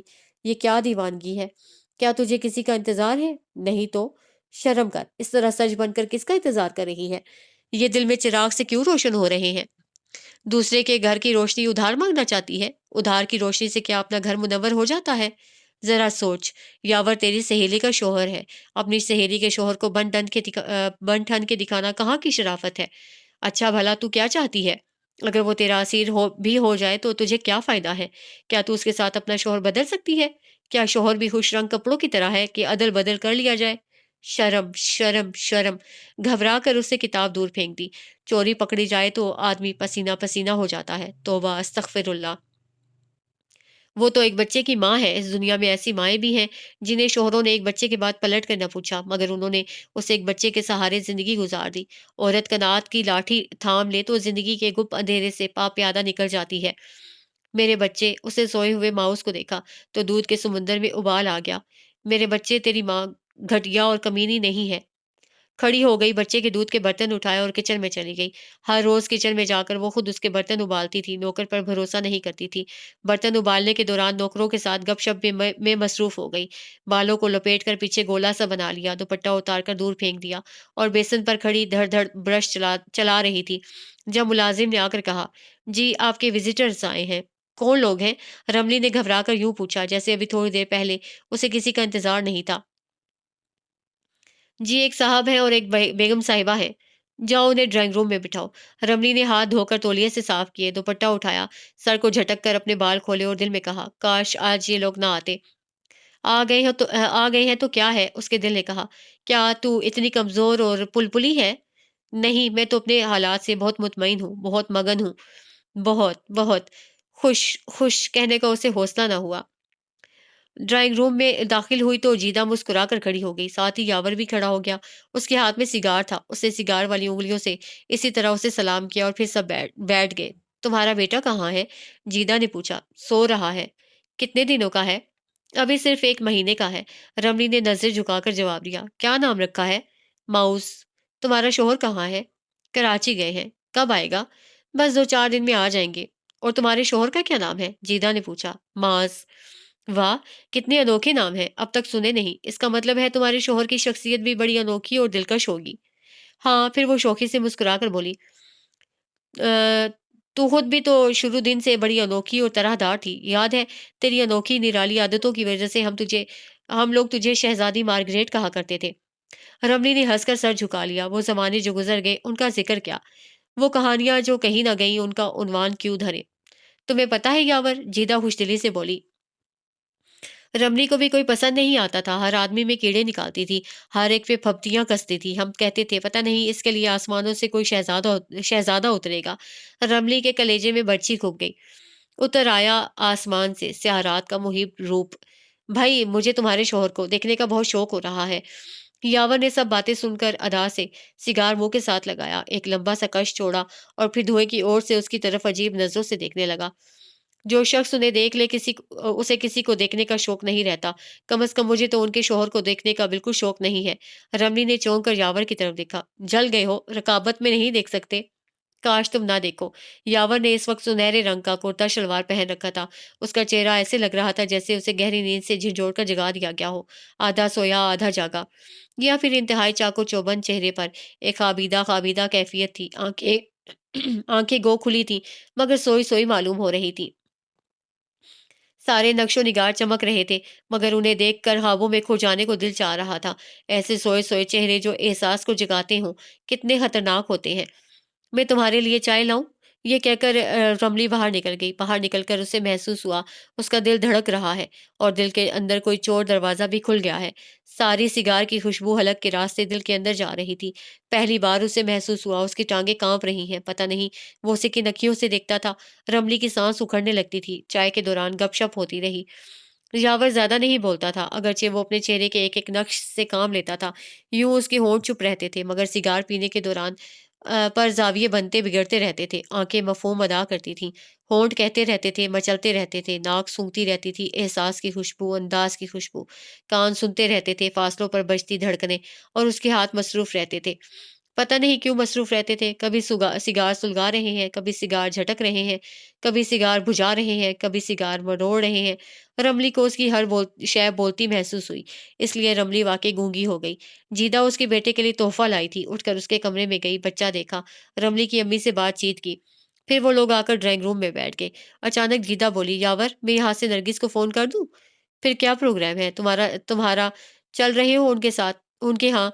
यावर ने नीम व आंखों में सारा धुआं भर के छोड़ा और बोला, भाई जहां भी ले जाओ, मैं तुम्हारे इख्तियार में हूँ। तुम तो जानती हो मैं बंदा बेदाम हूँ। जीदा उठकर कॉरिडोर में चली गई। रमली का दिल खामखा धड़कने लगा। वो यावर के साथ कमरे में अकेली रह गई थी। नहीं, वो तो अकेली नहीं थी, उसका शोहर भी था और बच्चा भी। फिर ऐसे क्यों महसूस हो रहा था जैसे एक इंतहाई तंग गली में आमने सामने आते जाते हुए वो दोनों फंस गए हैं। अगर एक साथ निकलेंगे तो एक दूसरे को मसलते हुए निकलेंगे, उसके बावजूद मुखालिफ सिमतों में निकलेंगे। अपनी अपनी सिमतों में निकलने के लिए बहुत जरूरी है कि एक पीछे हट जाए। क्या वो पीछे हट जाएगा? रमली ने नजर उठाकर उसकी तरफ देखा। क्या वो रास्ता छोड़ देगा तंग गली का? वो कैसी वालिहाना नजरों से रमली को देख रहा था, जैसे उसके हाथ में सिगार ना हो, रमली की नन्ही सी जात हो। एक दूसरे को मसलते हुए गुजरना, अगरचे एक दूसरे को खाक करना है, मगर तंग गली से मसल कर गुजरने में जो कैफ है, उसके एहसास से दिल खामखा जिंदा होने लगता है। रमली का सारा चेहरा सुर्ख हो गया। वो अपने होंठ काटने लगी। आप बातें कर लेती हैं? वो अपनी सफाक आंखों का जाविया बदल कर बोला। कोई बात कहने के लिए रमली के होंठ जलने लगे। थोड़ी देर उसे देखता रहा, फिर बोला, اگر ہونٹ کوئی ایسی بات کہنا چاہتے ہیں جو آپ کے دل کو گوارا نہیں، تو ان غریبوں کو یوں دانتوں سے کاٹ کاٹ کر سزا کیوں دے رہی ہیں؟ ان کو وہ بات کہنے دیں، جزا اور سزا خود پائیں گے۔ چور؟ رملی نے گھبرا کر اس کی طرف دیکھا۔ خطرناک چور، سارے دل کے ارادے چرانے کی صلاحیت رکھتا تھا، چپ کی زبان جانتا تھا۔ اس کے سامنے وہ کیا بات کرتی؟ تقدیر کی روایتی دیوار میں چنی ہوئی وہ ایک زندہ درگور لاش تھی، اتنی دیواریں اوپر، اتنی دیواریں نیچے۔ بولنے کا کیا فائدہ تھا؟ اتنے میں جیدہ فون کر کے آ گئی۔ مل گئی تھی گوہر، میں نے کہہ دیا ہے 7:30 ہم پہنچ جائیں گے۔ یاور نے کوئی جواب نہیں دیا، بے تحاشا سگار کے کش سلگانے لگا۔ رملی کی کشمکش اس کے چہرے سے ظاہر ہونے لگی۔ اسے یاور کے اس طرح سگار پینے سے الجھن ہو رہی تھی، اس لیے ایک دم بولی، آپ اتنا زیادہ تمباکو پیتے ہیں؟ یاور نے اپنے جلتے ہوئے انگارہ سے ہونٹ پہلے سکوڑے پھر پھیلائے اور مزے سے بولا، آپ کے شوہر کتنے سگریٹ پیتے ہیں؟ میرے شوہر سگریٹ نہیں پیتے۔ رملی نے دانستہ جھوٹ بولا۔ گو ماس کو سگریٹ کی لت نہیں تھی، مگر کبھی کبھی کسی محفل میں پی لیتا تھا۔ تو اسے جملہ ادھورا چھوڑا، کش لگایا، دھواں چھوڑا، فضا میں معطر سانس چھوڑ کر لطف لیا اور پھر اس کی اداس آنکھوں میں ٹھہر کر بولا، آپ کے شوہر کیا پیتے ہیں؟ کیا پیتے ہیں؟ رملی نے نظریں جھکا لی۔ عجیب سا دو رہا آ گیا۔ اس کا دل چاہا کہہ دے، وہ میرا لہو پیتے ہیں، میری جان پیتے ہیں، میرا چین پیتے ہیں، میرے دن رات پیتے ہیں، مگر فکروں کی یلغار میں وہ الجھ کر رہ گئی۔ وہ مسکرا رہا تھا، ہونٹوں پر آگ لیے، جیسے جانتا ہو وار کاری ہے۔ آپ کے شوہر خوش قسمت ہیں، خود ہی ہنس کر بولا۔ وہ بھلا سگریٹ کیوں پیے بھلا وہ حقیر سا سگریٹ؟ رملی نے فوراً اپنے خشک ہونٹوں پر زبان پھیری، ایسے جیسے اسے اس کے تشنہ لبوں کا راز معلوم ہو گیا ہو، جیسے چوری پکڑی گئی ہو، جیسے اس کی کھوکھلی زندگی ٹھن ٹھن کر بجنے لگی ہو، جیسے چہرے نے ہر راز اگل دیا ہو، مگر وہ اسی دلکش انداز میں مسکرا رہا تھا۔ ان کے پاس پینے کو بہت کچھ ہے۔ دوسرے روز جمعہ تھا اور معاذ کہہ کر گیا تھا کہ وہ جمعہ تک ضرور آ جائے گا، اس لیے رملی کا دل چاہ رہا تھا معاذ کے آنے سے پہلے ایک بار جیدہ کے گھر سے ہو آئے۔ جیدہ بھی تو جاتے جاتے کہہ گئی تھی، بھئی اب ہمارے گھر ضرور آنا، جب تک میکے میں ہو کم از کم روز تو ملتی رہو۔ جاتے جاتے یاور نے کچھ نہیں کہا تھا۔ یاور کو آنکھوں سے باتیں کرنے کا فن خوب آتا تھا، ایک نظر دیکھتا اور سب کچھ کہہ دیتا۔ جاتے ہوئے اس نے اس طرح دیکھا جیسے کہہ رہا ہو، کیسے نہیں آؤ گی، میں دل اور آنکھیں بچھا کر رکھوں گا۔ رملی کا دل مچلنے لگا، اسے ماؤس کو نہلا دھلا کر دودھ پلایا اور کھاٹ میں سلا دیا۔ نہانے کے بعد ماؤس 2-3 گھنٹے سوتا تھا، اس لیے تیار ہو کر باہر نکل آئی۔ امی جان کو بتایا کہ میں ذرا جیدہ کے ہاں جا رہی ہے، وہ ذرا جیدہ کے ہاں جا رہی ہے، وہ ماؤس کا خیال رکھیں۔ جیدہ کے گھر جانے کے لیے ایک تو راستہ سڑک سے ہو کر جاتا تھا اور دوسرا گھر کے اندر سے چھوٹی سی روش انیکسی کی طرف جاتی تھی۔ رملی اسی روش پر ہو لی، ادھر کو چلی تو یوں لگا جیسے آج پہلی بار چوری کرنے جا رہی ہے، پہلی بار ڈاکہ ڈالنے کا ارادہ ہے۔ پنجوں پر اڑتی ہوئی، اپنے ہی سائے سے ڈرتی ہوئی، ہوا سے بچ بچ کے چلتی ہوئی، آگے پیچھے دیکھتی ہوئی، گاہ چونکتی، گاہ ٹھنکتی ہوئی۔ دل دھڑکتا تو وہ اسے ملامت کرنے لگتی، دل شرمندہ ہوتا تو وہ اسے کوسنے لگتی۔ یہ ذرا سا راستہ ہزاروں میل لمبا ہو گیا تھا اور پتہ نہیں کس طرح اسے ہزاروں میل کا یہ راستہ طے کیا اور جا کر کال بیل پر ہاتھ رکھ دیا، یوں جیسے اسے شہر ممنوع کے صدر دروازے پر دستک دی ہو یا ناممکنات کی اندھیری وادی سے روشنی کی ایک کرن مانگی ہو۔ کال بیل پر انگلی رکھ کر اسے فوراً اٹھا لی، لیکن گھنٹی کی آواز اندر جا چکی تھی اور جیسے اندر ہر شے ہمتن انتظار تھی۔ اسے گھنٹی پر انگلی کیا رکھی سارا گھر جاگ اٹھا۔ منڈیروں پر رکھے انتظار کے چراغ لو دیتے اٹھے اور شہنائیاں بجنے لگی۔ دروازہ یاور نے یوں کھولا جیسے ساری رات چھپ کے دروازے کے پیچھے کھڑا رہا ہو۔ ذرا سا دروازہ کھول کر باہر یوں دیکھا جیسے سیاہ بادلوں کی چادر چیر کر چاند نے دنیا کو جھانکا ہو۔ ایک دم بالکل اچانک کہ رملی اپنا چہرہ پیچھے کرنا بھول گئی اور اس کی سانسوں سے نکلنے والی سگار کی خوشبو نے بڑھ کر رملی کے چہرے کو چوم لیا۔ اپنے جی میں کھائی ہوئی ساری قسمیں بھگ سے اڑ گئیں اور ارادوں کی فصلیں گر گئیں۔ عقل کی اونچی برجیوں پر بیٹھی ہوئی اخلاقیات کی ساری فوجوں نے مورچے ہٹا لیے۔ بغاوت کے بارود نے دھائیں دھائیں ساری روایات کو پھونکنا شروع کر دیا۔ رملی کو ایسے محسوس ہوا جیسے وہ غنیم کے محاصرے میں کھڑی ہے اور دشمن بھی وہ جو اس کی جان کا دشمن تھا، تن کا دشمن تھا، من کا دشمن تھا، ذرا سا چہرہ باہر نکال کے پاگلوں کی طرح اس کی آنکھوں میں دیکھ رہا تھا اور اس کی آنکھوں کے طلسم سے رملی پتھر کی ہو گئی تھی۔ سرگوشی میں بولا، کل رات سے انتظار کر رہا ہوں، اب آئی ہو، اب آئی ہو، اب آئی ہو۔ دروازے کے باہر چھت تک لٹکی ہوئی زخم حیات کی بیل کے بڑے بڑے پتے تال دے کے گنگنانے لگے، ایک ننھے سے لمحے میں اس پر زندگی کا سب سے بڑا حملہ ہو گیا اور اس نے پسپائی کا اعتراف بھی کر لیا اور دنیا میں کسی کو پتہ بھی نہیں چلا۔ آئیے آئیے، اندر تشریف لائیے۔ پسپائی کی گھڑی کو دونوں ہاتھوں سے قبول کر کے یاور نے صدر دروازہ کھول دیا اور پھر جیدہ کو آواز دی، جیدہ آؤ دیکھو کون آیا ہے، میں تو بے ہوش ہونے لگا تھا۔ جیدہ دوڑ کر کچن سے باہر نکلی اور رملی سے لپٹ گئی۔ جیدہ کے کٹے ہوئے بالوں سے پانی کے قطرے ٹپک رہے تھے اور وہ اس طرح تر و تازہ لگ رہی تھی جیسے ابھی نہا کر نکلی ہو۔ بہت اچھا کیا تم آ گئی ہو رملی، میں ابھی یاور کے لیے چانپے اور ٹکے بنانے لگی تھی۔ تمہارے پاس خانسامہ نہیں ہے؟ رملی نے ایک بےہودہ سے سوال کر دیا۔ نہیں یار، جیدہ اسے لے کر ڈرائنگ روم میں آ گئی۔ 5 سال انگلینڈ میں رہی تو گھر کا کام کرنے کی عادت سی پڑ گئی ہے۔ یہ باہر کے ممالک پوہڑ سے پوہڑ عورت کو بھی گھرداری کا سلیقہ سکھا دیتے ہیں۔ میں اس کی گواہی دیتا ہوں، یاور نے ہاتھ اٹھا کر کہا، مگر رملی کو یاور کی طرف دیکھنے کا حوصلہ نہ ہوا۔ تینوں بیٹھ گئے۔ ماؤس کو نہیں لائیں؟ جیدہ نے پوچھا۔ یہ اس کے سونے کا وقت ہے۔ پھر اتنا چھوٹا سا تو ہے، کیسے لاؤں؟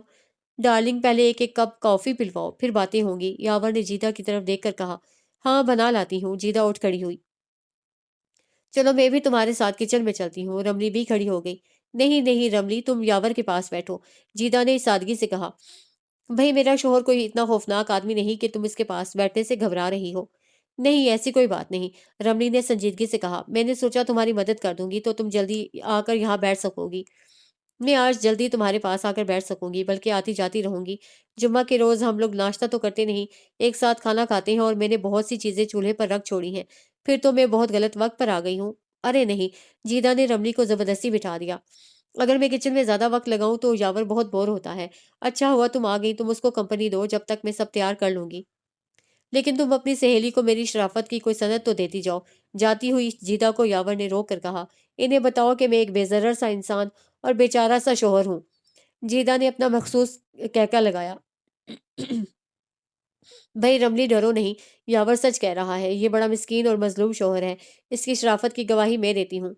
یہ کہہ کر جیدہ باہر نکل گئی۔ شرم سے رملی کا منہ سرخ ہو گیا، بیٹھ گئی اور اپنی شرمندگی پر قابو پا کر بولی، آپ لوگ دوسرے کی نیت پر شک کیوں کرتے ہیں؟ شک تو آپ کو میری نیت پر ہے، یاور دو بدو بولا۔ کیا شک ہے؟ رملی نے ہمت کر کے پوچھا۔ جواب دینے سے پہلے وہ ہنسا، اس کے موتیوں جیسے دانت نمایاں ہو گئے۔ گھبرائی بپرائی رملی اس کے دانتوں کو غور سے دیکھنے لگی۔ اسی وقت اسے خیال آیا، اس نے کبھی ماس کے دانتوں کو غور سے نہیں دیکھا۔ 1 سال ہو گیا شادی کو، مگر اس نے ماس کے دانت دیکھے ہی نہیں، جبکہ تیسری ملاقات پر اسے یاور کے دانت نظر آ گئے تھے۔ ہنستا ہوا بہت اچھا لگ رہا تھا، پاگل نظروں سے اسے دیکھ رہا تھا۔ اس وقت بے اختیار رملی کا دل چاہا کہ اپنا کلیجہ نکال کر اس کے آگے ڈال دے اور کہے، ظالم آدمی، لے اسے میرے سامنے چبا لے، روز روز کے جھنجٹ سے تو نجات ملے۔ تمہارا یہ خیال ہے کہ میں ان مردوں میں سے ہوں جو ہر خوبصورت لڑکی پر جھٹ عاشق ہو جاتے ہیں، یعنی پیشہ ور عاشق ہوں؟ سوچتی تو وہ بھی ایسا ہی تھی، مگر اس خیال کو اسے کبھی آنکھوں میں بھر کر اس کی طرف نہیں دیکھا تھا، جانے اسے کیسے معلوم ہو گیا۔ رملی اپنے پاؤں کے انگوٹھے سے قالین کو کریدنے لگی، جواب نہیں دیا۔ تو وہ دوبارہ بولا، یہ ٹھیک ہے کہ تمہیں دیکھا اور تم سے عشق ہو گیا، مگر میں پیشہ ور عاشق نہیں ہوں۔ اسی وقت ایک ٹرے اٹھائے جیدہ کمرے میں داخل ہوئی۔ رملی اپنے دونوں ہاتھ گود میں رکھے سر جھکائے بیٹھی تھی۔ اگر جیدہ اندر نہ آ جاتی تو وہ اپنی دونوں ہتھیلیوں کو جو دعا کی طرف پھیلی ہوئی تھی آنسوؤں سے بھر دیتی۔ ہاتھ پھیلا ہو اور آدمی دعا نہ مانگ سکے، زبان مچل رہی ہو، تمنا سامنے ہو اور آدمی اس کا نام نہ لے سکے تو کیسی بے بسی کا مقام ہوتا ہے۔ تم دونوں گمسم کیوں بیٹھے ہو؟ جیدہ نے تپائی کھسکا کے اس پر سنیکس رکھ دیے۔ جب تک میں کافی لاؤں کچھ کھاؤ۔ اور یاور کتنی حیرت کی بات ہے، اتنی حسین لڑکی تمہارے سامنے بیٹھی ہے اور تم بھی خاموش ہو، حالانکہ تمہارے آگے کسی خوبصورت لڑکی کو بٹھا دیں تو تمہارے منہ سے پھول جھڑنے لگتے ہیں۔ بعض حسین لڑکیاں ایسی ہوتی ہیں کہ ان کے سامنے زبان گونگ ہو جاتی ہے، یاور نے کش لے کر کہا۔ خیر تمہارے جیسے چرب زبان مرد کی زبان کسی کے آگے گونگ نہیں ہو سکتی۔ بھئی معاملہ تمہاری نازک سے مزاج سہیلی کا ہے، میں ٹھہرا جنگی آدمی، کوئی بات الٹ سلٹ منہ سے نکل گئی تو تمہاری سہیلی خفا نہ ہو جائے۔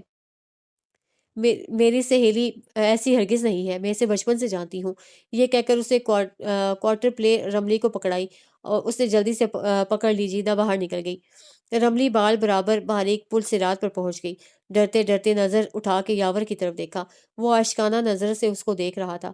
تب رملی کو احساس ہوا کہ جیدہ کی موجودگی میں وہ اسے اور طرح دیکھتا ہے، مگر جیدہ کے جاتے ہی اس کی نظر کا زاویہ بدل جاتا تھا۔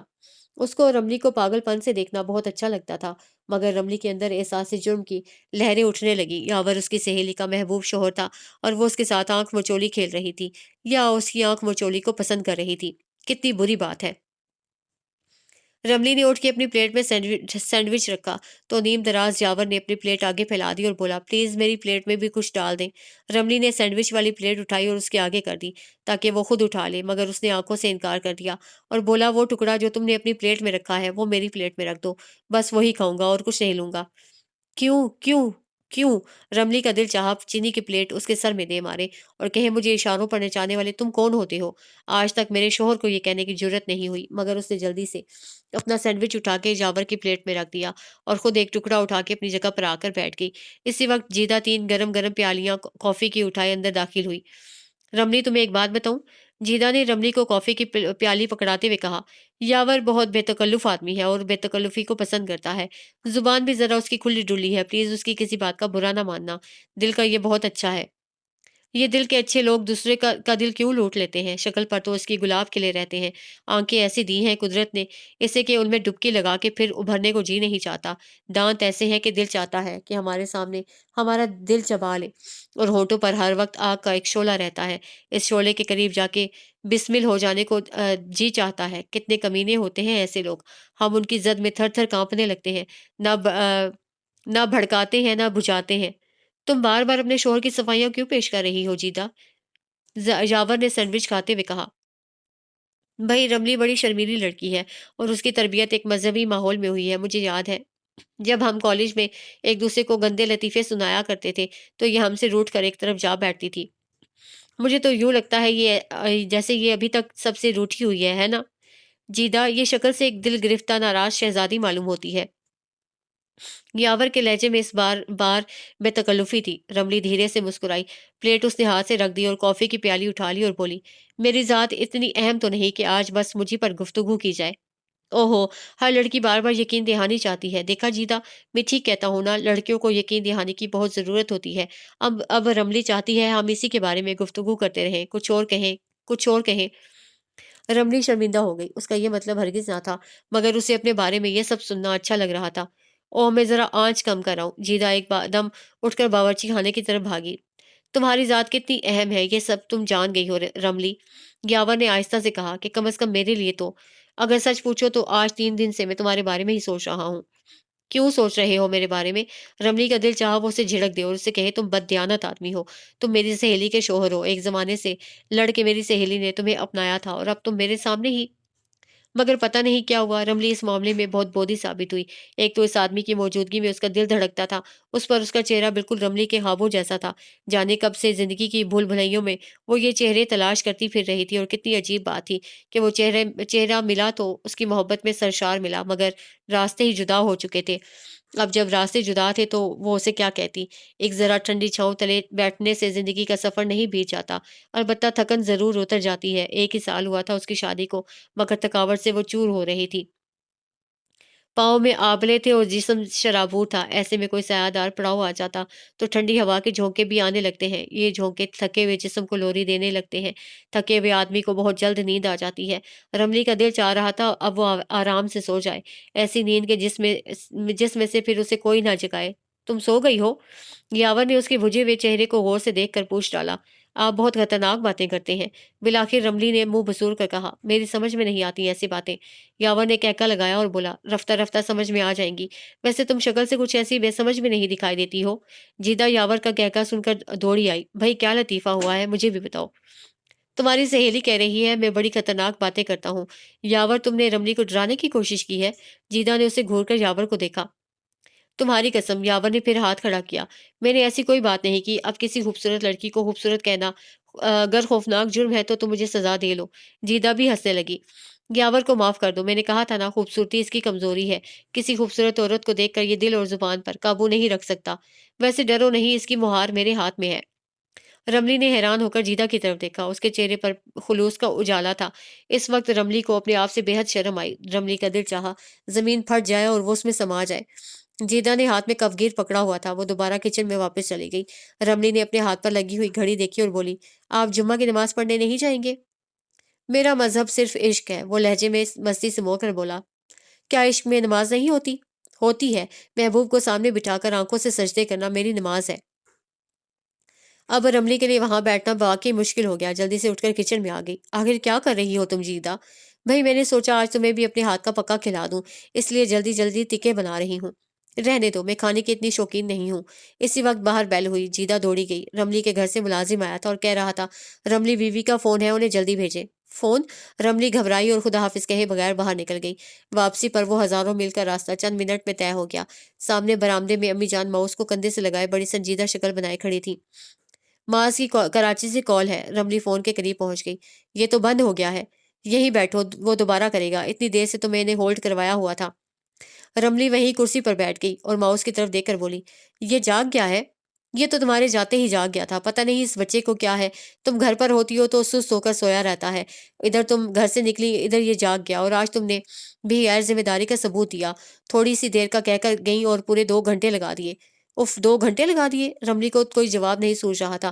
اسی وقت فون کی گھنٹی بجنے لگی۔ اس نے ریسیور اٹھا لیا اور جواب دہی سے بچ گئی۔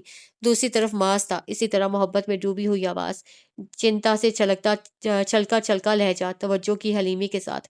اسے بتایا کہ وہ آج شام نہیں آ سکے گا اور اب پرسوں شام کو آئے گا۔ ماؤس کا حال پوچھ کے اسے فون بند کر دیا۔